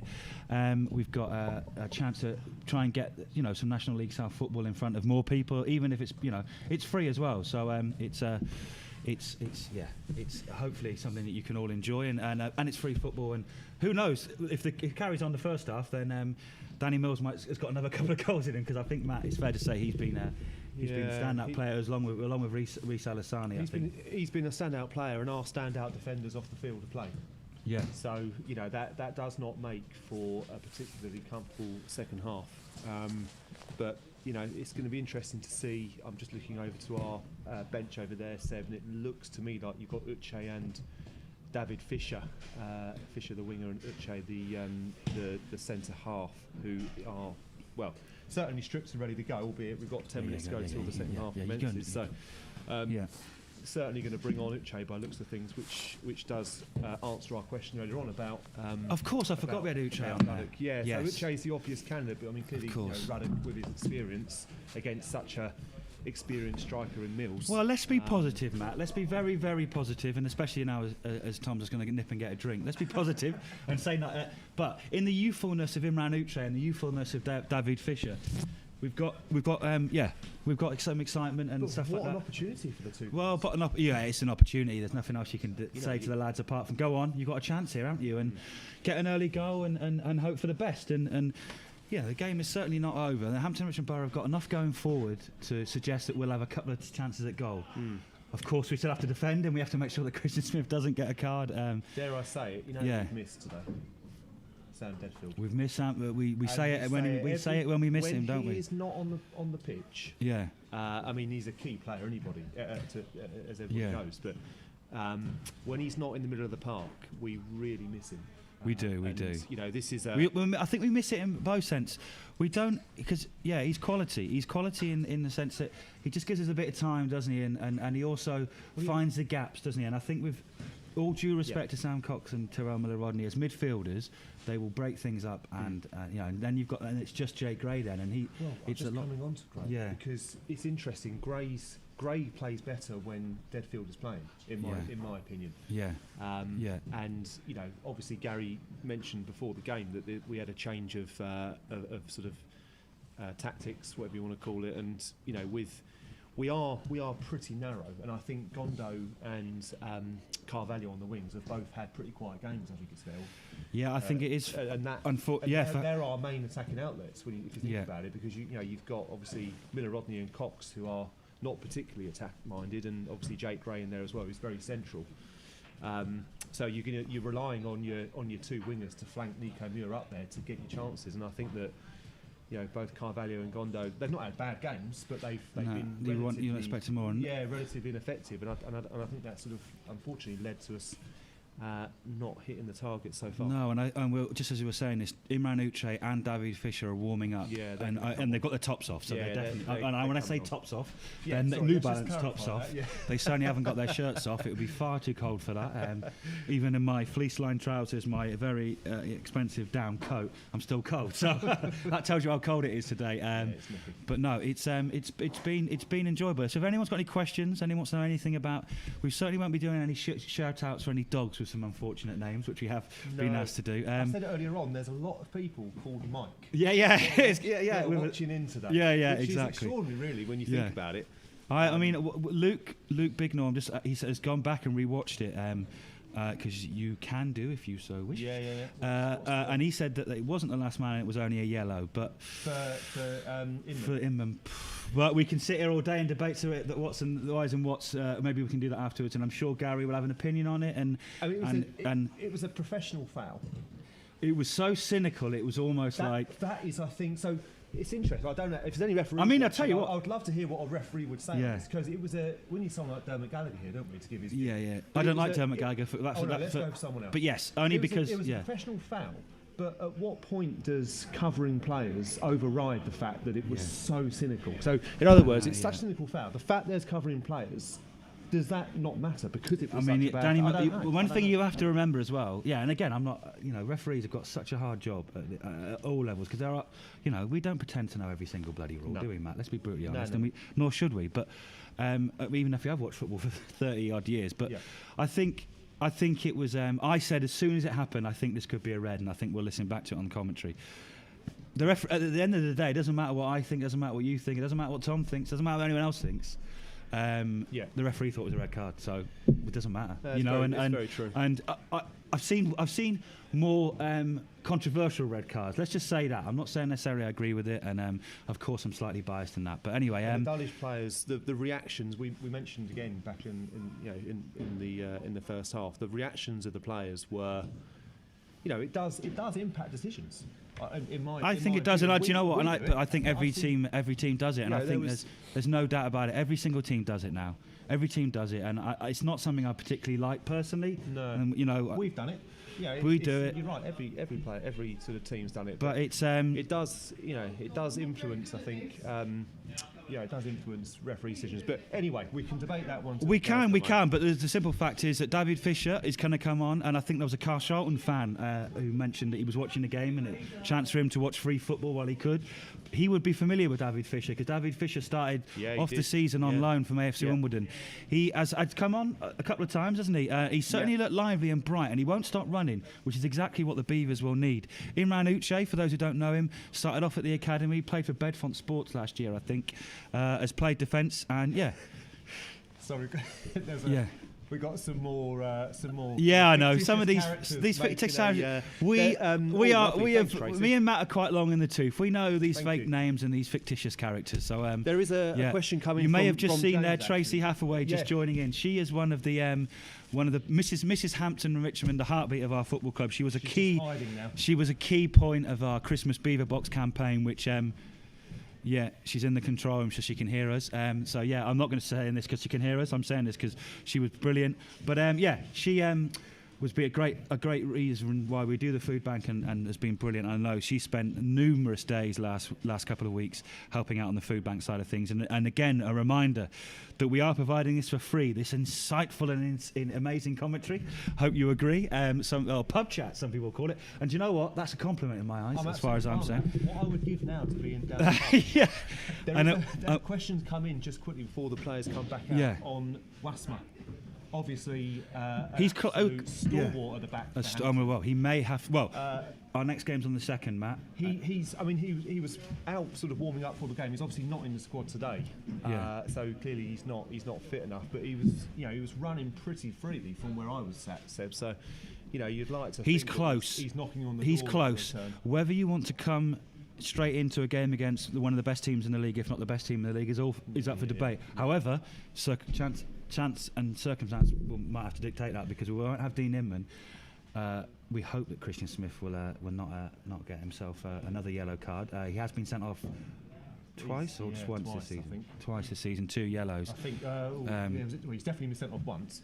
Yeah, I'm trying to think whether but he's on a risk, isn't he? And especially if we're going and we're chancing ourselves, and as we did do for Danny Mills' second goal, which you have to say was extremely well taken by Danny Mills. And I know Tom said it, and it was a cliche sometimes when you hear us say things, or any commentator say things like good feet for a big man, but I tell you what, that was really good feet for a big player. And I tell you what, the finish for me was the best part of that, because he put it behind. He could see where Kyron Farrell was running, and he put it in as far the far corner as he could, and then Kyron Farrell overrun it, unfortunately, because I thought Kyron Farrell might clear it. Ollie Tudge raises a good point on the chat. Go on then, Ollie Tudge, what have you said? Does the red actually come into, does the 7 suspension days come into play straight away? 7 days, isn't it? So he will be available then for. Oh, he will. Yes, I think he will. Yes, he will. Oh, blimey, that's a very good point. And good point. And I've forgotten this myself a couple of times. I think the last game not straight away, is it? Yeah, 7 days. This 7 day thing, which could help. So if he does play, obviously you'd like to think that one of either Luke, Ruddock or Wasma, can return for whoever we've got after Dorking. Now this is where I'm struggling, because the Slough game, I think. Slough game, though, they've been tested. Who knows? We don't know yet. We're waiting for League to get back to us on that. But there are some Dulwich Hamlet fans here. We can't keep it all Hampton Richmond Borough related. There was a question for Tom on here. There's a great question, Tom. Yeah, can you ask Tom for the latest on when work may start on Hamlet's new ground? Doesn't sound like an easy one, Tom, this one, Tom. but go on. Or is that the $1 million question? I can't give the answer. Can't give you an update as of everything COVID-wise. It's kind of pushed, but all relationships are all still very good. We're all in a good place. We're like everybody else, we're just waiting for this to end. Yes, and trying to stay alive in the meantime. Yeah, exactly. And again, let's remember that. Let's remember that, Matt, and as Hampton Richmond Borough fans, at least we've got a game of football on here that we can watch and show to people all around the world, India and America and all those sort of places. So that's great. But let's remember that, because we could have no game because of COVID or anything like that. But we're here watching a game of football, and I know we're cold, but I tell you what, all those people watching and listening would love to be here, wouldn't they? And I think we have to keep reminding ourselves of that as the game progresses. Tom, I suppose you probably want more of the same from Dulwich in this second half. Well, I do really. I mean, I want to see us be ruthless, frankly, and I want to see some more goals. Danny Mills' hat trick is potentially on the cards, but it all depends. Obviously, how Gary sets up the side for the second half. There's a huge amount of respect for Gary at the Hamlet. I know that, but Gavin and Gary have had many battles over the years, so they'll both be trying to second guess each other, no doubt. I'd love to see Reece on the score sheet, and I'd like to see Ron even make up for that glaring miss earlier. But obviously, I'm happy. The Hamlet fans are happy. Hamlet fans in the chat, do let us know where you're watching from, because I know you're watching from all over the world. So let's get some more geographic hits. On that, you've got some Hamlet fans in Brazil, I believe. Is that right? Yeah, there's new converts. Yeah, there's a Twitch streamer. I've forgotten his name, unfortunately, who's been playing Football Manager on Twitch as Dulwich Hamlet, and it spawned a whole raft of Portuguese-speaking Dulwich fans. So welcome to them. Obrigado, I think is the obrigado. I think you're right. I'm not very good at languages. Sorry, I can only just manage English. So apologies. But no, well, they're a tough crowd on there. They'll be expecting a couple of languages because they don't like the pub chat. I've had lots of texts actually. They enjoy the pub chat. Good. And I'm only messing. As I came back from my comfort break, I would kill to be in a pub right now. Yes, exactly. But I just want to say thank you very much. Since we've been on air, we've had another £65 worth of donations, so we've up to £275, which, at the end of the day, is fantastic and brilliant, and it's going to help a great cause. And and I think again it does chime with what both clubs have been doing independently. Like I said, Hampton and Richmond Borough, the Beavers Trust started our food bank because we saw how good it was when we went to a Dulwich game a couple of years ago. And talking of pubs, talking of pubs, obviously the trust with what we did at the Jolly Coopers. We always we should. Oh, of course, the Jolly Coopers. The work that they've done has been the local pub, shall we, or one of the local pubs to us. They've been fantastic with the food bank. They were out delivering beaver boxes, shall we say, and they were being brilliant. But so if you are feeling a bit peckish this evening, please give them a ring and order some great tapas food. It's and Dulwich fans, hopefully this time next season you'll be able to come to our ground and you'll be able to go to the pub. We'd recommend that as one of the best pubs not just in Hampton, I would say in London. I think it's a great pub. But Jane and Nick there are great supporters of the football club and great supporters of all the work we do with food banks. So huge thanks to them. And also Hampton Paul, who helped us out with that other things. And also Waitrose. This sounds very, I'm sure you Dulwich fans are going, this sounds very Hampton and Richmond. It is, yes, it's very true. We can't cast the first No, that's true. There's two M&S foods in East Dulwich. Yeah, exactly. The Lido. The Waitrose. Yes, the open air pool. Yes, but Hampton. But and again, I think we must make this clear. When we were out delivering our food, the food parcels, the Christmas beaver boxes out to people, problems and situations and circumstances affect everyone, and even you might think they really do, in the Richmond Borough, shall we say, and I can speak from personal experience, having seen. But anyway, we're going to go for we've been rattling along, and the team players are coming out now. So yes, we're going to go for a quick break.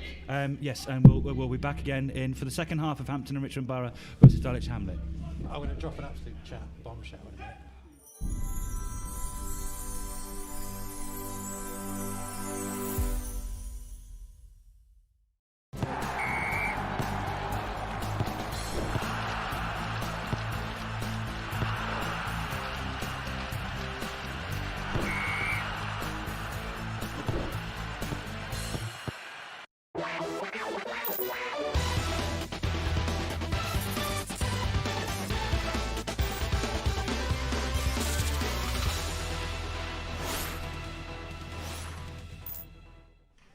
The second half, here we are, of the Vanarama National League South game between Hampton and Richmond Borough versus Dulwich Hamlet.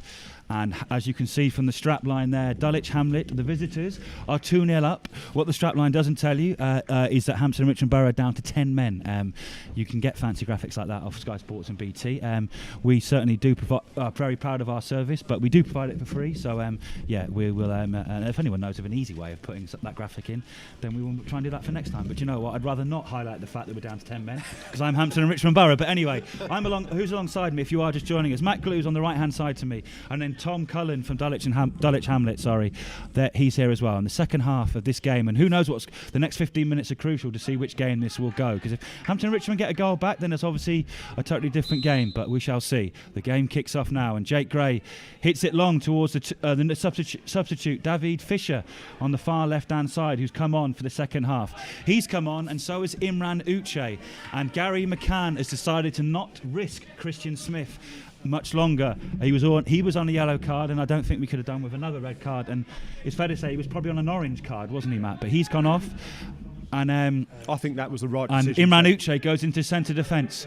I tell you who also goes into centre defence is Rui Donaldson, which is not. I don't think I've seen him play centre defence before, but circumstances. Farrell's gone left back, has he? Yeah, Farrell's gone left back because we need to press and push. So it kind of makes sense from Gary why that, but we shall see. So Hampton and Richmond Borough will need to get a goal soon to put the pressure back on, because at the moment the advantage is very much with Dulwich Hamlet.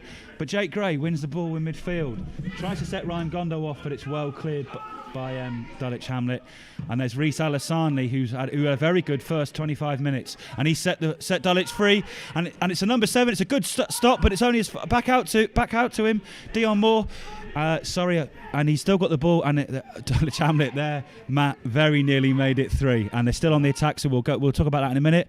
And that's a bit of a tamer shot, and that goes straight through Charlie. It was a good save, that, wasn't it? We were right in line with that, Tom, and that was a good save. It was obviously, we're going to be going through the middle a bit more, I think, now. We will still use the wings, but I think it's obviously a sensible move for Chris's fifth to have gone off, so it's interesting to see how you've shuffled the pack. We'll see how we get on in the next 10-15 minutes or so. Yeah, exactly. Well, I mean, the next goal is hugely important, because I don't think Beavers, the greatest Beavers fan in the world, if we went down to 3-0 down with 10 men, would suggest that we could come back from that. But at least if they did score the next one, it would make more of a game of it. But as we just saw there, Dulwich Hamlet are going to be very good on the break, and with Reece Alassani and Dion Moore as well running strong, and then of course Danny Mills. And let's not forget, I mean, Danny Mills is up against he's up against a makeshift centre-half in Rui Donaldson, but also a makeshift centre-half in, certainly a young centre-half, shall we say, in Imran Uche. So Tyrell Miller-Rodney has somehow, it's a great tackle from Imran Uche, his first real effort at the game, and David Fisher trying to find it, and a bit bright there from the 2 substitutions, and a sign of a bit more of attacking intent, but they will have to do it because they are 2-0 down. But David Fisher has got the ball a number of times already, and he's looking bright and lively, isn't he, Matt? And he needs to be. He is. Oh, sorry, Matt's just having his half-time snack. Sorry, didn't realise that. Matt, you carry on. You carry on. David Fisher is on dual registration, I think, from AFC Wimbledon, and they certainly have his contract still. A young lad who's been at the academy and was very highly rated, and has looked very bright and lively every single time he's played for the Beavers, to be fair. He has. But he hasn't scored yet, so he will want to sort of get off the mark, and what better time if you're a Hampton Richmond Borough fan than today. We've got a Wheelstone fan saying thank you very much, he's watching. Thank you very much for watching, appreciate it. Hope you're enjoying life in the National League. I know you were due to play Boreham Wood today, but anyway, Hampton Richmond Borough, the ball swings in and it goes towards Imran Uche, who's headed it backwards, and that was a real chance, but he was well marshalled. I think Danny Mills is there as well, so a real battle between those two.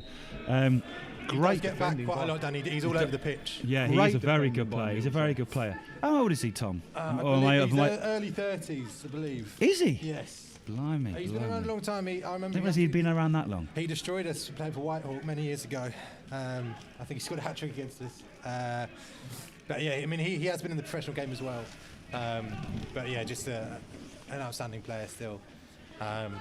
Got to say, Reece, especially after having so many knee injuries, he looked so strong on the ball. The way he held your defender there just before this break from Hampton is fantastic. Strong, yes, exactly. He's looked good, Seb. Uche, he's really made a mark of it. Uche's made a mark, and then one player who's made a mark is Sam Cox there. But I think you're absolutely right, Tom. Just to say along with that, Alassani's got some real strength to him. He's one of the smallest players on the pitch here, but he has won the ball a few. He's really worked hard on his core strength. You could see when he first came to us.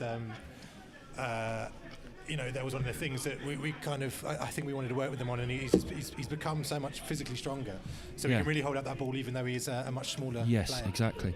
I mean, we have drifted into cliches a few times. Good feet for a big man, and he's strong for a small guy. But these are the things that we've all watched football a number of years, and this is what and Ronnie Vince put it through towards Danny Mills, but it looks like Sam Cox has done and I thought that might be a penalty, but the referee says no, and it's a goal kick or corner. I can't see which way he's pointing. I think that was the right decision. Oh, it was a throw-in, sorry.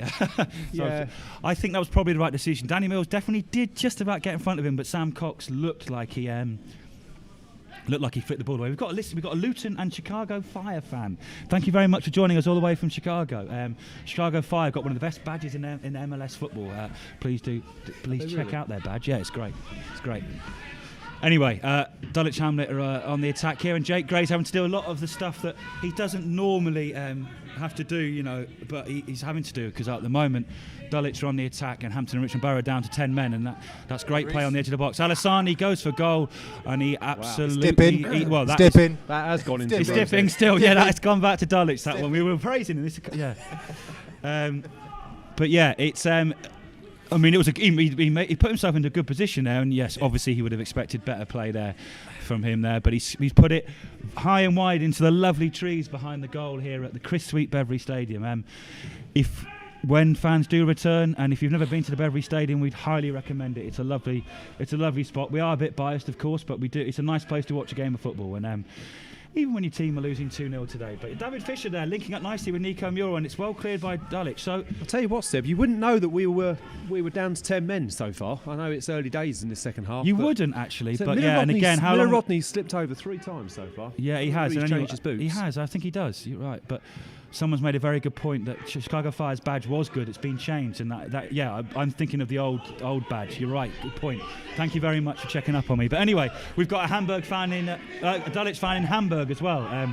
Been to that ground. There'll be our friends from Altona. 93 I in think Hamburg. obviously there's some.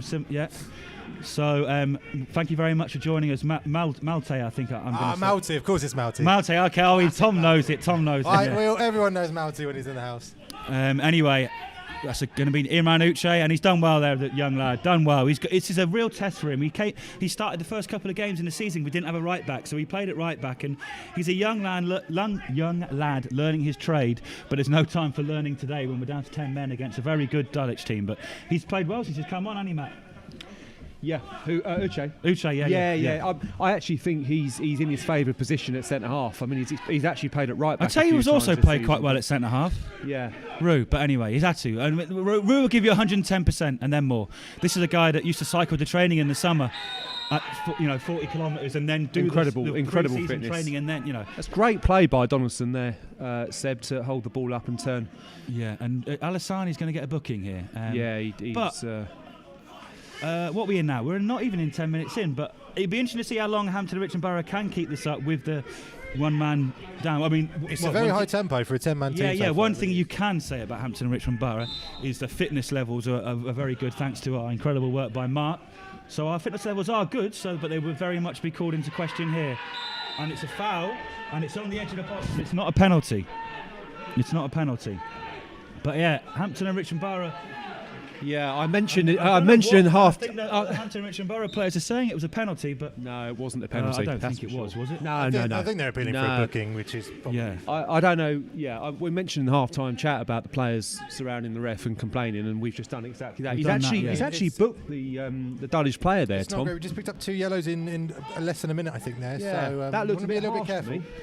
And I tell you, yes, and of course we're doing this for free for the Trussell. We do this free anyway. We do this free every because we want as many people as possible to see the Beavers in action and also see how good National League South football can be, because it generally can be good, and it's been a good game today. But anyway, Hampton Richmond Borough looking for that crucial goal, but the ball hits the first post, and Kyron Farrell will be upset with that, I think.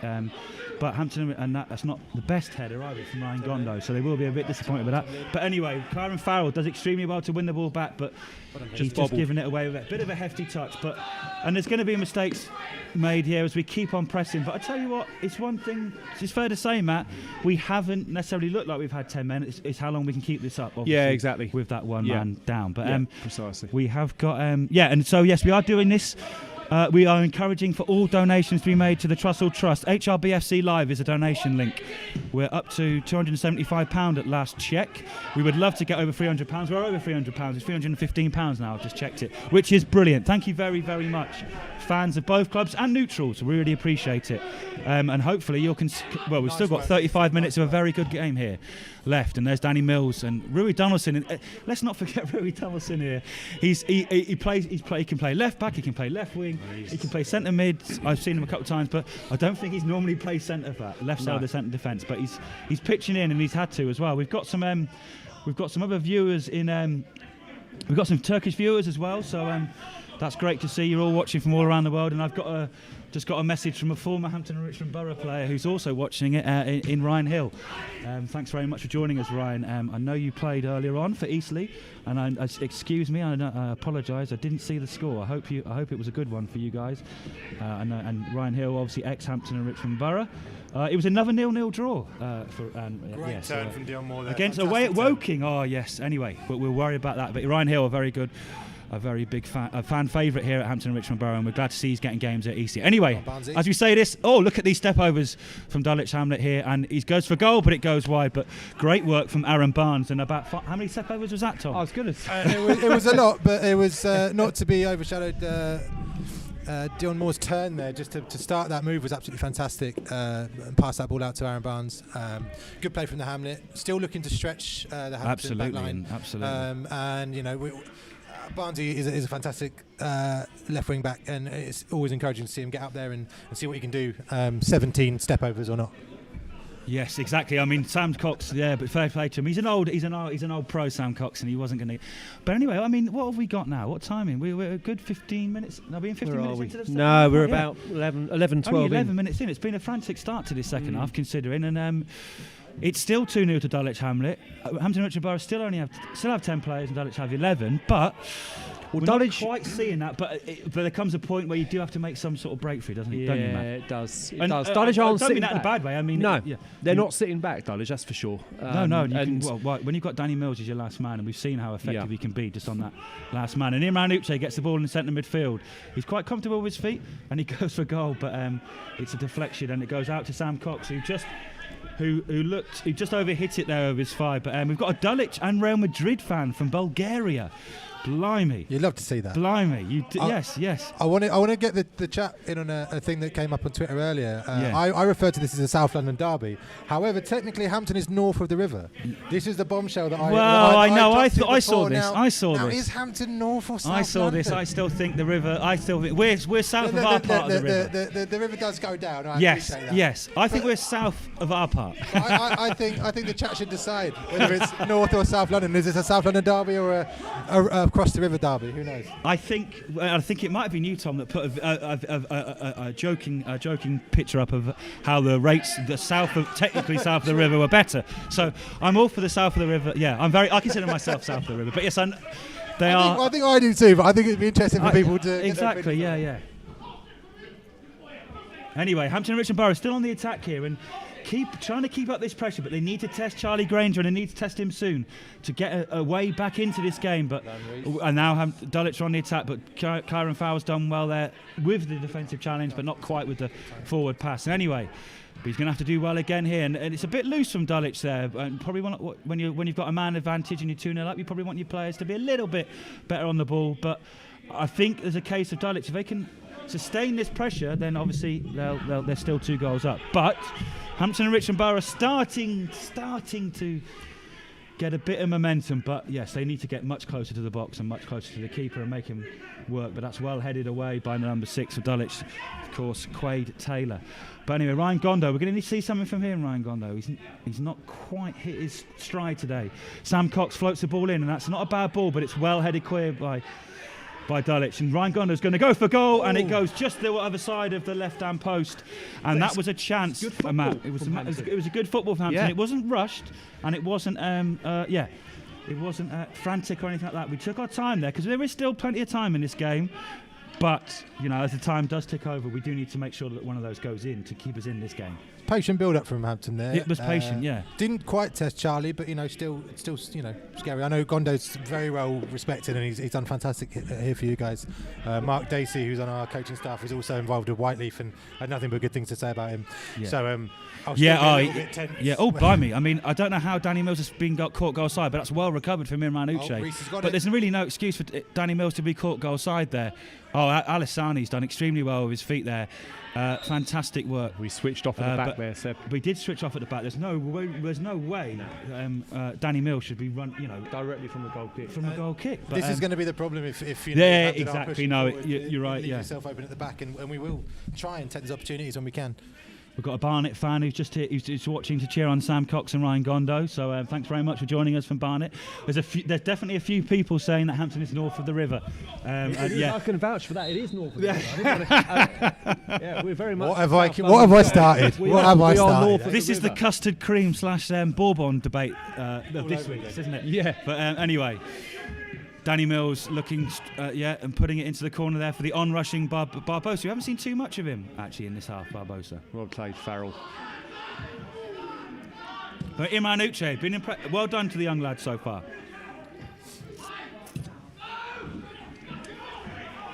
Nico Muir on the attack now. Hampton and Richmond Borough really looking to make a breakthrough. They need to. They're 2-0 down, and they've got 10 men. But at the moment, they are starting to knock on the door A bit of intricate play, and it looks to Jake Gray, who slots it home for Hampton and Richmond Borough. That is 2-1. That is a goal they wanted. On the hour mark, it's Hampton and Richmond Borough 1, Dulwich Hamlet 2. And it's well played from Hampton and Richmond Borough. Patient again. The ball sprung free to Jake Gray, and Jake Gray slotted it home into the corner. But Matt's been pumping his fist. Matt, you happy with that? I've nearly broken my arm off. Yeah. I think. I'm very happy with that. Is this the same Hampton team that started the first half? No, we're playing much. Yeah, I know. We seem to be. We've got a new lease of life in us. Yeah, we're down to 10 men. And it's almost given us a bit of a firework up, you know. Well, it's good play from Nico Muir, good play from Ryan Gondo, and great play from Jake Gray. Yes, Jake Gray, sorry, yes. Yeah, Jake Gray with the goal for Hampton. And Alan Julian called into action here with a good kick. But well. Tom, what are you thinking? Well, I mean, you see it quite a lot sometimes when you go down to 10 men. We've certainly been in this position before where you kind of consolidate and you end up playing a little bit better than you were previously. I guess it focuses you. It's amazing how often that happens, Tom. It is. And 2-0 is. And I know you hear managers say this 2-0 is a strange scoreline because. It is. And the ref. Quite rightly, we've stopped the game there due to one of the players being down. I know Tom says quite rightly. I don't think Gary would agree with that. However, what I would say to that Hampton goal, obviously well taken. It was kind of just bobbled about there in front of the keeper there. Took a deflection. The Hampton player put it away well. It's disappointing. You can see that the Hamlet players are a little bit disappointed with that, but hopefully we can continue the high press and try and at least hit on the break. If Hampton are kind of keen on still pushing forward. It looks like Gary is having a good chat with the Hampton squad right now as this stoppage is moments in there. The old. This is what used to be the drinks break back in the early COVID days, isn't it? Which we don't have at this level. It's not a hot weather break. It's not a hot weather break, is it? I'll tell you that much. I mean, if it is a drinks, if it's a drinks break, it might be Bovril, but yeah. I think, if you are watching this, and please tweet about it, please let people know on social media, because we've got half an hour of what should be a good game of football here.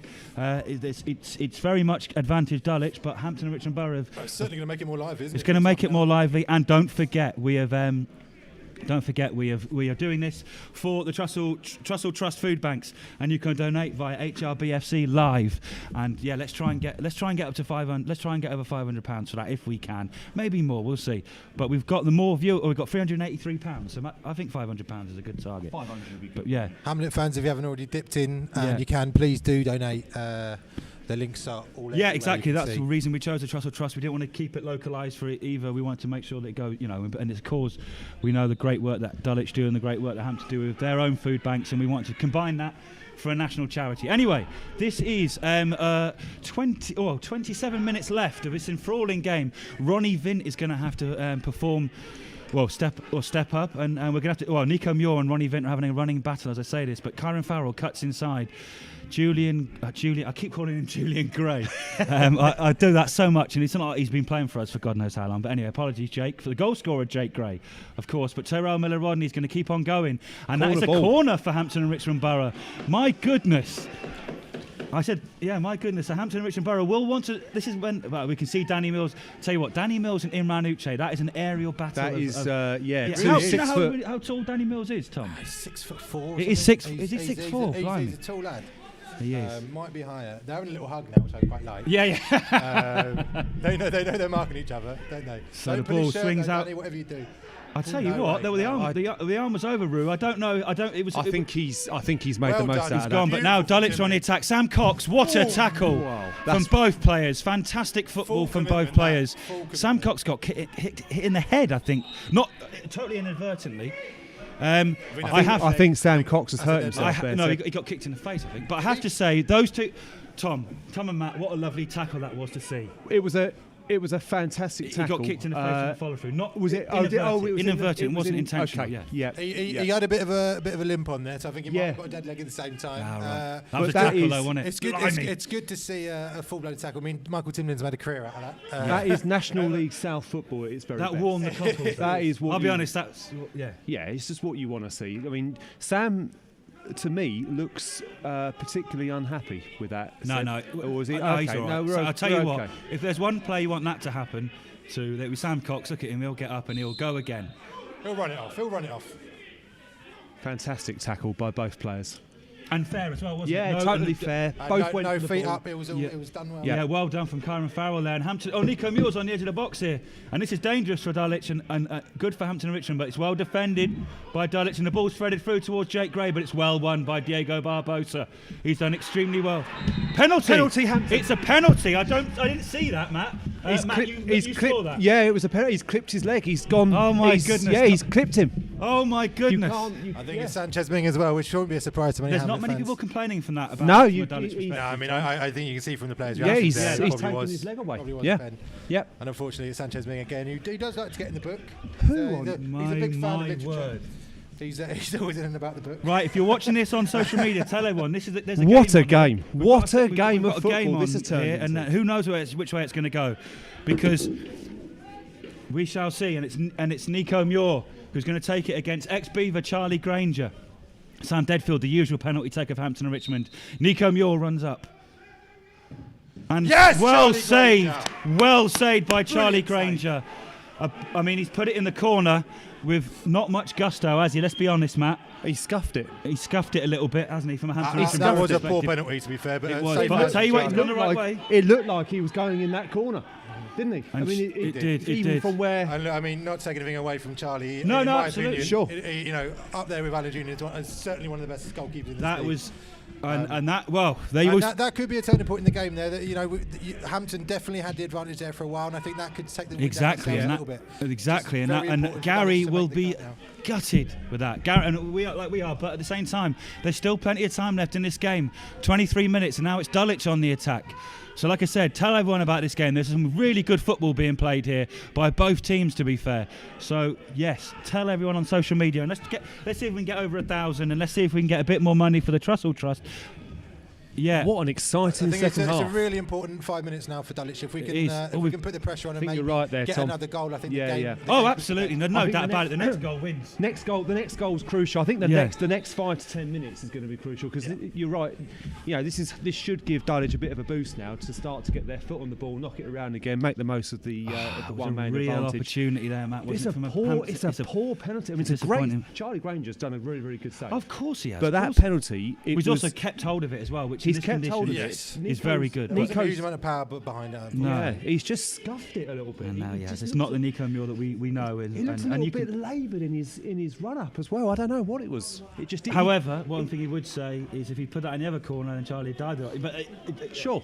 It was pretty obvious where that was going. It's easy to say this that now we know that he's missed, but he he didn't look too convincing in his run up. I think was where I was. But you know, it's 1-2 to Dulwich, and this makes for a very exciting last 20 minutes. It was I think it was David Fisher that won the penalty, and he won't stop running, David Fisher. But we also have to remember that Dulwich they break so well with Reece Alasani, not so much in the second half, and Hampton Richmond Borough have kept them penned in. But let's see what happens over the next few minutes. But Nico Muir now desperate to make amends, and it's through to David Fisher, and it looked like it might have been another. Oh no, the referee! I thought the referee was going to give another penalty, but he's given it the other way. He's giving it the other way, and I think that was rightly probably the right decision. I think David Fisher lunging in there, and I think he's caught.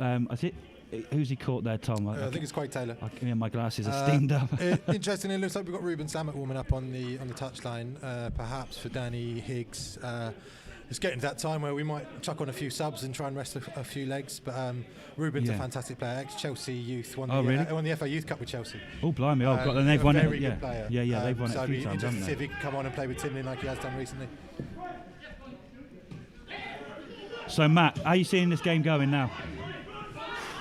I mean, to be honest with you, I don't actually know. Nico Muir with a fantastic touch up top here. Just to pause on that for a second, I will answer your question, Seb. Nico Muir with a brilliant touch, just runs into the corner, back to Gondo. Gondo into the penalty area for Hampton. He's run through. Oh, he's overrun it. Ronnie Vince done well, extremely well there, hasn't he? And there's that looks innocuous to me. I mean, the Dulwich player's gone down, but there's a. They're just having a little cuddle. There's a little cuddle in front of us here. Yeah, but this game is. I mean, talk about a frantic second half. I mean, it's Tamara Lamodny. Sorry, Seb. Start again. Fantastic running there. But I tell you what, you would not, I'm not just saying this, Tom, you wouldn't necessarily believe that Hampton have got one less player at the moment. You really wouldn't. They've come out with and a I know huge it's amount easy of when you can just throw caution to the wind. No, but they've come out with a huge amount of intensity in the second half. Obviously, it's paid off. You got the goal, you got the penalty. Obviously, unfortunately, missed it. But anyway, going back to your question. After that missed penalty, can take the advantage again. I think Hampton have really look at that header really from Ronnie impressive. Vint. That's textbook. Oh, well played, Chris Rui Donaldson. I have to say, you have to remember that Hampton Richmond Borough are playing with the most makeshift centre back pairing you can think of. Rui Donaldson and Imran Uche, who's played right back most of the season and who's played left midfield most of the season. So that tells you everything you need to know with our slight troubles with Charlie Wassemer and Luke Roddick on an injury. But that's a Hampton. Oh no, he's given it to Dulwich. Like a Hampton throw from where I'm sat. It was, and the Dulwich and this game could really go one or two directions. Someone said Uri Geller helped Hamlet with a penalty there. That's quite old school, yeah. Yeah, we're not like I don't. I'm not sure. I wouldn't want to call this. Yeah. It's a very good game of football, I tell you, that's for sure. And Hampton and Richmond Borough look like they might have given themselves too much to do, but let's not. Oh, it's a lovely bit of play from Dulwich, and they're going to put it out wide to the on-rushing Diego Barbosa, and that is a drilled shot across the face of goal. And I tell you what, I thought that was going in the bottom corner, Tom. Was not far away. Wasn't far at all, was it? That good to see a shot coming in from Barbosa. We've been very much along the kind of left hand flank in this second half, so nice to see a bit of work out on the right there. We need to see more of that. We need to be building up a bit more and put some shots on goal, because credit to Hampton, they have come out in the second half and really pushed us. So looks like we're going to make a change now. Yes. Maybe a couple. Be interesting to see who comes on. Yeah, we'll keep an eye on that. But we've got 20 minutes left. There's 20 minutes of an enthralling game of football here left. Tell everyone on social media, and it's free. It's free. Tune in for the last 20 minutes. We don't mind people tuning in at the deaf. We've got 926 give watches. some money to the Trussell Trust. But yeah, come on. Yeah, it's 74 to go. 74 watches, and we'll get out to 1,000. And Imran Uche has gone up there. There's a lot to go in this game. And it could go either way. Absolutely, next goal wins. It's fair to not next goal wins, because it'll be 2-2. But anyway, I don't think we can enact those rules. No. David Fisher's just won a free kick on the left. What a great turn of pace! He's done really well since he's come on, hasn't he? Yeah, he's looked really good. The Trussell donation, by the way, is on HRBFC Live, and click on donate, or you can go on our Twitter feed, and we've put it on there a few times. I've just seen someone asking. But anyway. Well, what a game of football this is, and enjoyable. I must admit, I thought this might meander to Dulwich. I shouldn't have. I didn't write Hampton and Richmond off. That's the wrong thing to say. But it looked all the world that the game was very much in Dulwich's hands. Anyway, Kyron Farrell is going to swing the ball in, and it's well headed away by the number 3, Aaron Barnes. Back towards Kyron Farrell, who swings the ball back in lovely, but only towards Ronnie Vint, which is probably the one person you didn't want it to end up to from Hampton. That's a lovely tackle from Terrell Miller-Rodney, and it needed to be, because Dulwich could have broke very easily then. Ryan Gondo on the edge of the box now. It's come on, Ryan, you've got too much time there. He has won the ball back there, though, to be fair to him. Nico Muir wasn't the worst effort in the world, and you can tell Nico Muir is fired up, isn't he, Matt? Well, he is now. You can tell he's fired up. Yeah. And that wasn't a million miles away, but it was still not close enough. But you've seen Nico put goals like that. We're over 500 quid, by the way. So let's just keep on going. Let's go for another. Let's go to 750 if we can. Come on, everyone. Thanks, everybody. Thank you very much. I appreciate every single person that's donated. Dulwich are going to make a sub here. Who's coming on for who, Tom? You call it. Let's find out. Looks like I think Barbosa's off. So I'm not mistaken. David Barbosa's coming off. Looks to me like Sandro Mbalo's coming on in his place. Similar player. Is he? Yeah. Probably just fresh legs at this point. I don't see us making a big formation change at this point, but we'll keep an eye out. One thing I will touch on, Matt, and I hope we don't have to talk about this at the end of the game, because we might have just snuck a second. But once again, Gary will be very disappointed that we have to play like this when we go behind at home. Yeah. And I know, it's a familiar story. We keep giving ourselves too much to do, and we might have given ourselves too much to do. Who knows? We'll see what happens in the next 15 minutes. But Gary will be disappointed with that again. But there's still 15 minutes at least of this game to go. Danny Mills has set Al-Hassani free, but he's offside. He's offside because it looked dangerous then. It's better from the Hamlet, even if it's offside. You want to be seeing that pressure come in.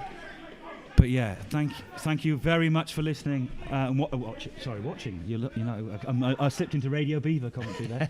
But Matt, 15 minutes to go. I couldn't call this game either way. God. In a similar way I couldn't do with 15 minutes to go against Dorking. I snapped your hand off for a point and we ended up scoring and winning. So. I mean, I can't believe how well we played the second half. Seb. We played really well. We've really down to 10 men. Down to 10 men. We looked a makeshift centre defence. It's almost annoying how good you're playing in the second half, though, isn't it? Really, it's almost. I felt the same way with the Hamlet at times. It's annoying that it takes you to go down to 10 men to play well. Yeah, Dulwich is stretching the game here now, and that's a mistake there from the substitute Sandro and Barlow. But Hampton Richmond Borough need to make the most of this, and Jake Gray's going to take that on now.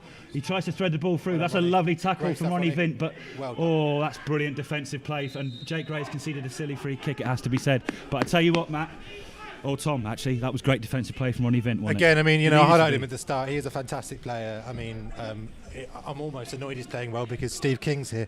Quite like to keep him. But he's on loan, Tom. He is on loan. He's extended to the end of January. He was initially on a 1 month loan, and we've extended him for another month. Gavin and Steve have known each other for a long time, so not too much of a surprise there. But he's playing so well, and he has done consistently from when he came in for us. A real rock in that back three. But anyway, Dulwich on the attack now, and they're looking for that third and crucial goal. And it looked like it might bounce out for a corner, but Imran Uche's cleared it, but only as far as Dulwich midfielder number 8, Jordan Higgs, and he sets Aaron Barnes free now. And this is the ball's down the wrong end if you're a Hampton fan, but the right end if you're a Dulwich fan. And they'll be looking to make the one-man extra advantage count, and it's well played by. What's his? I forgot. Yes. Midfielder. I keep forgetting his bloody name. I'm looking at the team sheet right in front of me. But anyway, Alassani's got goal side of Sam Cox, and that's dangerous. And he's put it towards a far post towards Danny Mills for his hat trick. But Imran Uche clears, and number 4, Michael Timlin picks the ball up. And Dulwich now are getting more. Dulwich have had more and more of the last few minutes, as you would expect with a man advantage, but certainly a bit more attacking intent from them. As I say, that Jake Gray's got the ball, but it's a good tackle for Michael Timlin. Yeah, just overran. But yes, oh my God, it's all to play. And that's a yellow card, I would have thought. I mean, it's clear as day. But then which team, when they're 2-1 up away from home, wouldn't have done that? I imagine we would have done the same thing. It's a bit silly, but, is what it is. Taking one for the team there, and we've all seen that Sam Cox did something very similar against Dorking the other day. And, you're annoyed if it happens against you, but you also call it and It's good to see us pushing forward there, being a bit more patient. Trying to take the game back to Hampton, although this is a bit of a switch up now. I hope it is. Keep tight. Well, do you think Gary might throw someone else on, Matt?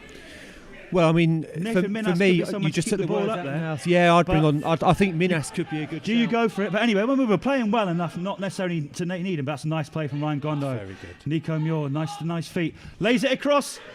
David Fisher. Oh my goodness! The Hampton and Richmond Borough players are furious, and they're insisting that that's a handball. David Fisher and Jake Gray are furious.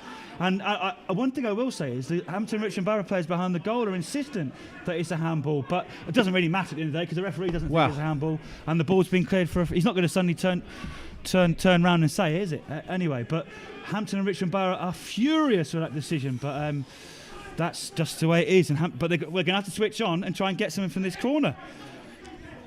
Matt, well, what a game! Well, I mean I didn't see it either. I didn't see it, but those a lot closer were insistent. Yeah. Who knows?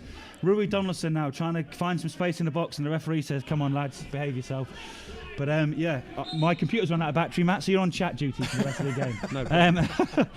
Shall I bring the laptop? No, the charger. Anyway, and the ball's gone flying in, and it's another corner for the Beavers. Yeah, I thought that. Shall I bring the charger now? I won't need that. Do you want to use mine, mate? Do you want to use mine? I'm fully charged, mate. Do you want mine? Oh, yeah. Actually, Matt, you're closer to me, so you should be all right. But anyway, Hampton and Richmond Borough now. How long have we played, Matt? Where are we? We've got about 10 to play. 10 minutes, and it's all to play for. Hampton and Richmond Borough down to 10 men, but rallying valiantly against this Dulwich side who are leading 2-1. And Kyron Farrell's going to swing the ball into the box. They're really flooding the keeper here, really getting in front of Charlie Granger, so it'll be interesting to see and Imran Uche's in there. Terrell Miller-Rodney from the edge of the box has a shot. It's well deflected and it's ping-ponging around the box, but Dulwich clear, and they'll be grateful for that. Kyron Farrell on the left-hand side now is going to try and swing the ball in, but he's well defended. And that's great defending from Sanchez Ming. Great take your time, Reece. And now there's 2v1 here. There's 2v1 here, but Ryan Gondo's going to keep an eye on Reece Alassani, but it's good play, and that's great tackle from Sam Cox. And here we go down the other end. What a game of football this is, Matt. I wouldn't want to call it. It's too That's hard though. Towards that is Nico Muir. fantastic play by Sam Cox. It is until the pass, but Until the I pass. can give him that. I can Yeah. give him that. But that's when your lack of a man shows, because Dulwich broke very, very well there. Oh, they did break very well. Dion took a little bit too much time there, unfortunately. I think you're right. He probably could have set Reece Could let Alessani Reece free, go a bit couldn't he? earlier, but it's good to get an immediate breather away from your own goal mouth. Well, this is great. This is great non-league National League South football, and this football, there's very, very, very, very rarely some poor games this season, I have to say, and I'm, as I say that, commentator's cursing the centre midfielder. He's done well there, Higgsy. He has actually. He's recovered extremely well. But Dulwich are on the attack now, and they'll be looking to get that third goal to really put the game out of reach from Hampton and Richmond Borough. But who knows what the last few minutes of this game's got to play. Thank you very much for joining us. Please donate for the Trussell Trust Food Bank. HRBFC Live, hrbfc.live, and then on the donate link there. Please do that. And that's well played from Terrell Miller-Rodney. He's not stopped running this game, and they're going to need to keep on going, because there's at least 10 minutes of injury time left, isn't there, Matt? Yeah, I mean, what are we now? Yeah, there's going to be at least 2 or 3 to play on top of that. You've got about a good 10, 11 minutes to go. Hampton's still very much in this. A few people have been looking at the replay on the stream, and they're saying it's a clear handball, but who knows? Anyway, it doesn't matter, it's gone. The moment has passed, but Hampton and Richmond Borough need to get another goal to make it 2-2. Or Dulwich Hamlet are going to take all 3 points, which at the moment they look like they're going to do. But who's to say which way this game will go? This is tailor-made for someone like Ronnie Vint to just keep things all out of the back, isn't it, Tom? It is. I mean, this would be a great win for us. We'll go up to about a 10th, I think, if we win this, which would give us a fair bit of breathing space over the old the dreaded bottom. And Ronnie Vint's actually making it happen up front at the moment. So yeah, fair play to him. He is, although. Yes, again, I might agree with you there, Tom. There might have been a shirt pull there, but anyway, Ryan Gondo's on the attack, and it's David Fisher and Ryan Gondo linking up very nicely, and then Ryan Gondo's got past his man. He's going to try and find a way into the box now. Important now. Hampton and Richmond Borough 2-1 down. They need something here. He's not looking for a penalty. He's got back up again. I think he slipped there. Ryan Gondo's trying to find a way through, but Dulwich have defended this well. And who's that man? It's that man again, Ronnie Vint, who's been phenomenal. He's been a rock at the back. I think I have to say he's been the best. I think he's been the best player. He's been the best player for the Hamlet. I've got to say this afternoon. Yeah, would you say that? Even with Danny Mills' two good goals, Ronnie's been outstanding. Kyron Farrell's going to come off for Nathan Minhas now. So Hampton and Richmond Borough are going for broke. I think it has to be said. Taking the left back off for a centre forward and looking for that equaliser, which they could have got if Nico Muir hadn't missed his penalty. But we shall see how this game goes. Thank you very much. We might just about to be able to nudge over 1,000 followers. 994. Thank you very, very much. Anyway, Hampton and Richmond Borough still on the attack here, and they need something. Will they rescue a point from this game? Not if they keep throwing it to the defence of Dulwich there. But anyway, Sam Cox swings the ball in, and it's well won again. I will say one thing: Dulwich have defended very well when the ball's gone into the box. I will say that. I think when we've got something, Joy, we've got some stuff down the wings and that, but when we put the ball into the box, it's either Ronnie Vint or it's either Tim Lynn or either the fullbacks getting it away. We have been considerably more effective on the wings the second half than we were in the first half. Considerably, yeah. What are we on? So it's 84 minutes now, Matt. There's not much time left, and again, have Hampton and Richmond Borough given themselves too much to do at home, which they have done in recent games, and it's a real shame that they've had to start from this point, but at the same time, you have to give credit to Dulwich Hamlet for a great first half performance. Looks like Tyreek Hyde's going to come on now. Don't know who for. Could be 2 changes here, actually. 1,014. Brilliant. We've hit 1,000. Thank you very, very stuff. much, all of you, for joining us, and thank you very much for spreading the word about it. It's much appreciated. And we've raised nearly £600 for the Trussell Trust now. That's pretty good, isn't it? So keep donating. If you keep donating, keep spreading the word, because we would love to. It might be a bit fanciful, but let's try and get over 1,000. If everyone watching the chat gave us a quid. Yeah, exactly. If everyone watching gave us a quid, we would have 1,000. Exactly. You can donate your minimum. You can donate £1 if that's all you've got. We understand it's difficult times. But anyway, Hampton and Richmond Borough versus Dulwich Hamlet. It's 2-1 to the visitors here. Hampton are down to 10 men. In the last few minutes, Hampton will be looking for that equaliser, but Dulwich will also be looking for that third goal that will put the game beyond reach of the Beavers. But it's been an enthralling game, it has to be said. So thanks very much for joining us. And the ball, Imran's put the ball far wide, but too far, and Charlie Granger's going to take as long as he possibly can here. And and you have to remember, he did a great penalty save. You know, you may argue, yes, the penalty wasn't the best struck penalty in the world, but if Charlie Granger had dived to the left, then it would have gone in. So you have to give credit to the keeper. Whichever way, however it was struck, Charlie Granger picked the right way and knew what he was doing. So that could be crucial.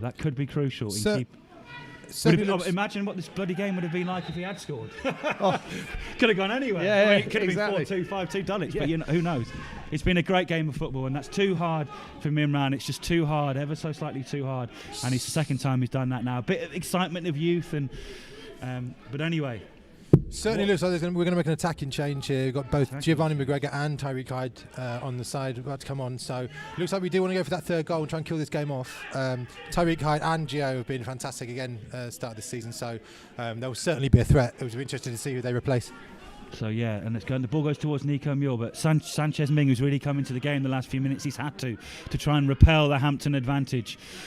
And Reece Alassani sets Danny Mills, who's barely had touched the ball the last few minutes, but when he's going to go look for goal there, but it's well blocked and defended, and it goes off for a corner. Rui Donaldson, and that is exactly what Dulwich fans will want to see happening. And yes, I have to say, where are we on now? So we're on double sub here for Dulwich. 5 minutes, I reckon, but Dulwich is going to make a double sub. Number 14's coming on. I can see Giovanni McGregor is about to come on. Tyreek Hyde, I think, as well. But yes, Dulwich now have got an important. Can Dulwich make the most of this corner? And are they going to be able to make the sub here, or is the referee going to make? I think the referee has stopped his watch, so he will. He looked like one of those ones where he was going to say, "Take the corner, then we can do it." But no, the number 4. Yeah, so Tyreek Hyde and Giovanni McGregor are coming on. So just some fresh legs up top, Tom. Yeah, I think so. It looks like Danny and Dion Moore are going off. Obviously, Danny's putting in an incredible shift. 2 goals. Dion Moore's caused a lot of problems on the right-hand side there. Both full of running. Obviously, Danny as well, getting back in defence. So he's probably a tired man. So good to get some fresh legs on. You have to say. Both Gio and Tyreek have great pace. Both very skillful players too, in and around the box. So be interested to see. Looks like it's a like-for-like substitution really. Two forwards off for 2 forwards on. Well played. Fair play to Danny Mills. You have to give him credit where it's due. He was in the right place at the right time for the first goal. Excellent for the second goal. Composure, calm, beat the offside trap and slotted it home beautifully. So fair play to him. And I know Tom mentioned him beforehand. Anyway, Dulwich got a corner here, so they're going to put the game beyond reach. Oh, it looked like they might do. And Reece Alassani scored. No, it hasn't. It looked like it was going to creep in at the far post. And, I don't know how they didn't go. What a strange game this is, this game of football, Matt. Tom, I bet you thought that was in. I thought that was in. I thought it was going to bobble in there. He took a deflection, obviously. We got this corner, but you don't want to let Reece anywhere near the goal with any time, really. So, I had my head in my hands there for a second. But anyway, this is down the right end, certainly for Dulwich fans and those of a Dulwich persuasion. They want to keep the ball down there as long as they possibly can to restrict Hampton Richmond any chance, and they are playing a short corner as you would do at this level, and as you would do at any level. As you would, Anyway, thank you very, very much. We've hit over 1,000 viewers. That's fantastic. Much appreciated. And Hampton Richmond Borough are going to go for broke here. David Fisher's played extremely well, and so is Imran Uche, the 2 subs. But that's not the ball that they want, and Dulwich are going to take it to the corner, you would have thought. And they're going to go now into the corner with Aaron Barnes. Oh no, they're going to keep on. Oh, Michael Timlin, that's a lovely run from him, to be fair, and making the most of that one-man advantage in there. But he's going to keep the ball, and it's well played from him. He's done well there. Has to be said, the last few minutes, Dulwich have really kept the ball in the right place and passed it about nicely. They have. They've done well the last 5-10 minutes, Dulwich. As I say that's a great header from Ronnie Vint. What a header. But Terrell Miller-Rodney picks the ball up in centre midfield, lays it off to Ryan Gondo. It looked like it was going towards Ryan Gondo, and Sam Cox is going to try his absolute hardest to get it all the way back towards Alan Julian, whose kicking has not let him down this season, and it doesn't let him down on that occasion towards Terrell Miller-Rodney, but it's well won by Dulwich. But Ryan Gondo, is there one spark of magic from the Beavers here? One spark of magic that might get that point? Is there? Ryan Gondo's done very well there, to be fair, to keep hold of the ball, but he's looking for options, and Dulwich are defending deep and defending well to them, to be fair to them. And Terrell Miller-Rodney now looking. David Fisher is free. He looked like he was free, but he's not. Rui Donaldson's probably going to flick it through towards David Fisher, who's going to try and get the ball in the box. That's not a bad ball if it's gone straight towards Ronnie Vint. I think Nathan Menas has probably got to get in front of that. And Imran Uche's done extremely well there. Well done, the young lad. Well done, the young lad. Matt, he's done well, hasn't he? He's done really well. Him and David Fisher have done extremely well, and they've done themselves both proud. Very much so. We've all, the team has played better as a whole, but those two players have done extremely well and made a difference. It has to be said. That's David great Fisher's play by Fisher. And as I say that, he's won the ball here now. And he lays the ball off towards Nico Muir. And it goes off for a corner, my word. 90 minutes, we're in the 90 minutes now, injury time. I haven't seen the referee, the linesman or anyone put the board up, the fourth official. 5 minutes of injury time. We've got at least 4.5 minutes left. Alan Julian is strolling up. We've seen him do this before, haven't we? Alan Julian. You can't miss him. He has scored against Dulwich before, has he? No, he's not, no, thankfully. Well, but did he do this in the yellow. Hampton and FA Richmond Cup? Borough looking for that second crucial goal. Here we go. The ball goes out towards it. Oh, it's well. Bang it. Again. They've done it again, Dulwich. Quick, Charlie, quick! I have to say, I think they've defended extremely well, Dulwich, on the crosses. They have to, on all crosses. We've been very good in there. They've weathered the storm. And there's no doubt about it. Sometimes, you know. Oh, it's a great pair. Charlie Granger.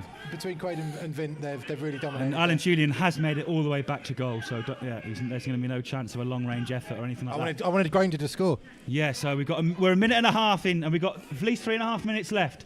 Trussell Trust, hrbfc.live, and donate for the Trussell Trust. Thank you very, very much for joining us here, and thanks very much for Tom for joining us and giving us a Dulwich angle. It's been great, and who's going to be smiling in 3.5 minutes? We shall see. At the moment, it's definitely Tom, but who knows what will happen in the remaining 3 minutes of this game. We shall see. It's been a great game at Hampton and Richmond Borough. Have they left it too late, and have they left themselves too much to do in this second half? They should have. They had a penalty, of course. Don't forget, and David Fisher may have given away a free kick there. Maybe not. Actually, it's well played by Sanchez Mings. I have to say that is good defensive performance, and he's trying to knock it off. And Hampton and Richmond. Oh, it hadn't even gone out, had it?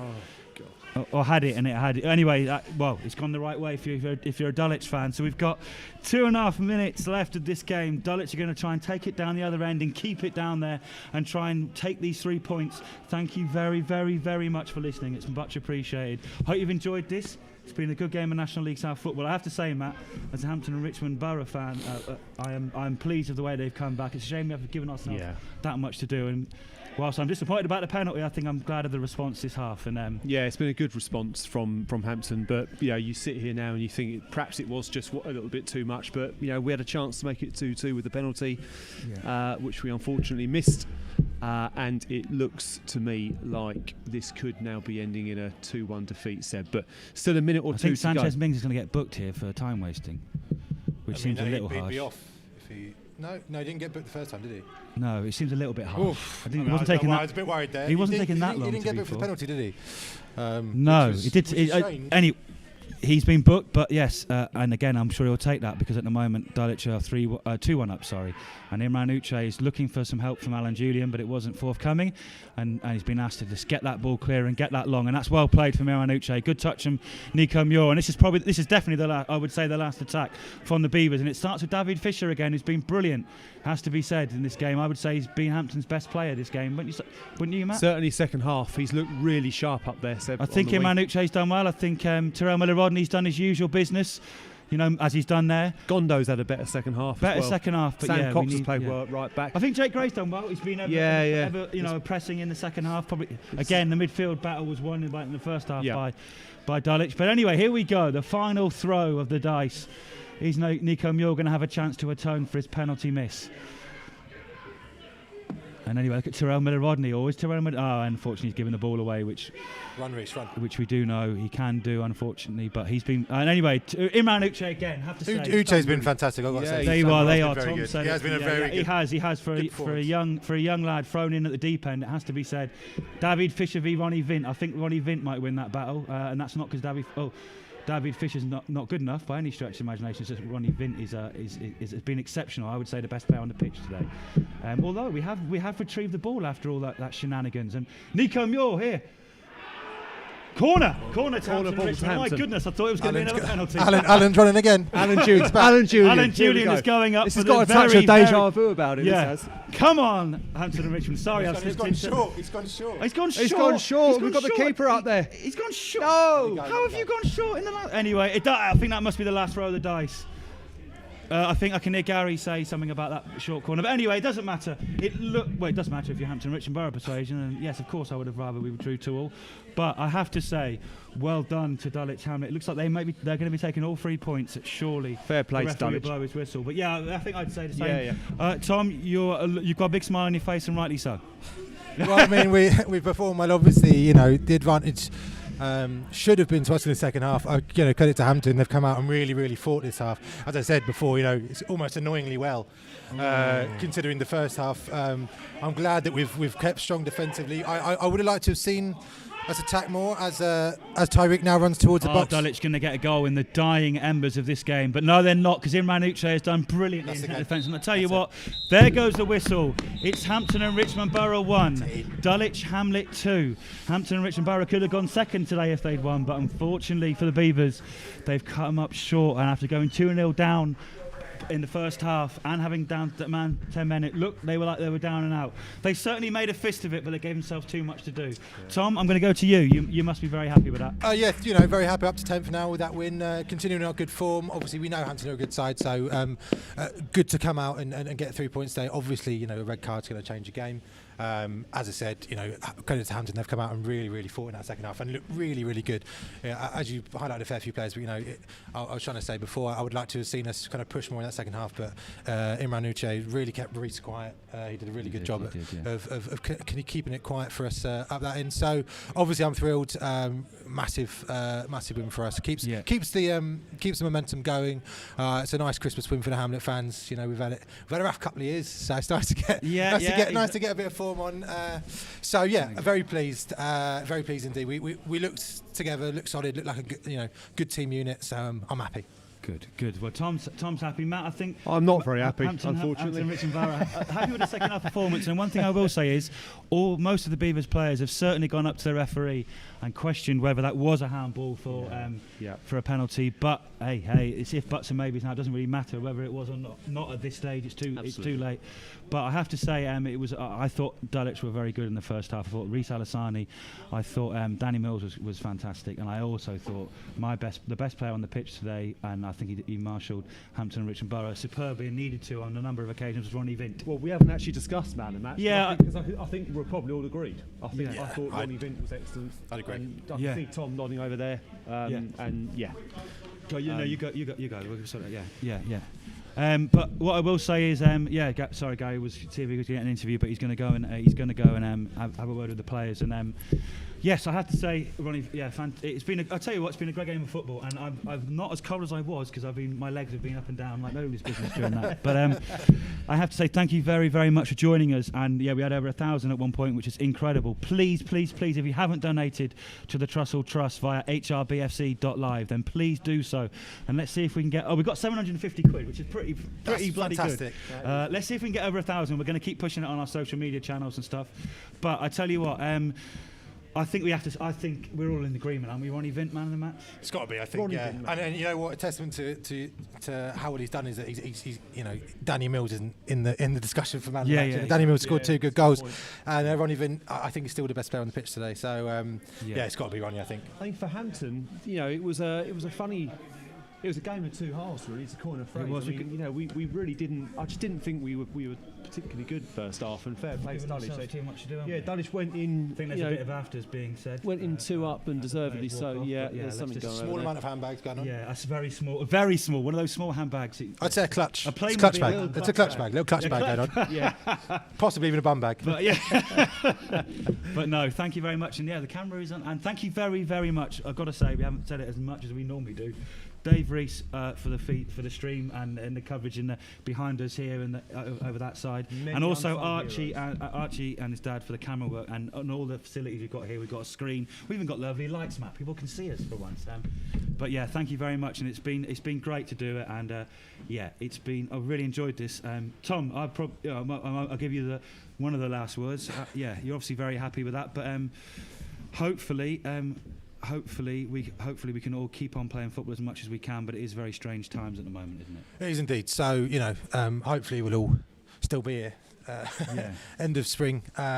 We'll see what trials and tribulations come next. But thanks for having us. Obviously, always good to get a festive fixture in, and I'm glad to have been able to provide some Dulwich comms for you this afternoon. Brilliant. No, thanks very much, Tom. And hopefully we can have a beer at Champion Hill in April. Hopefully, let's keep those fingers crossed. Yeah.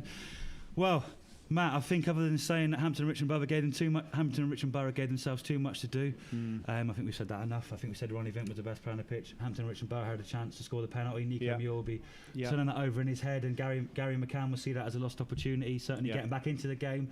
Who's to say, even if we had scored that penalty, the way the game went, no one could have predicted what would have happened. So it's exactly let's not beat ourselves up over it. Also, as well, I know we mentioned it in the comms, but the two young lads that came on. Fantastic. I mean, that is a real... let's take a positive from it.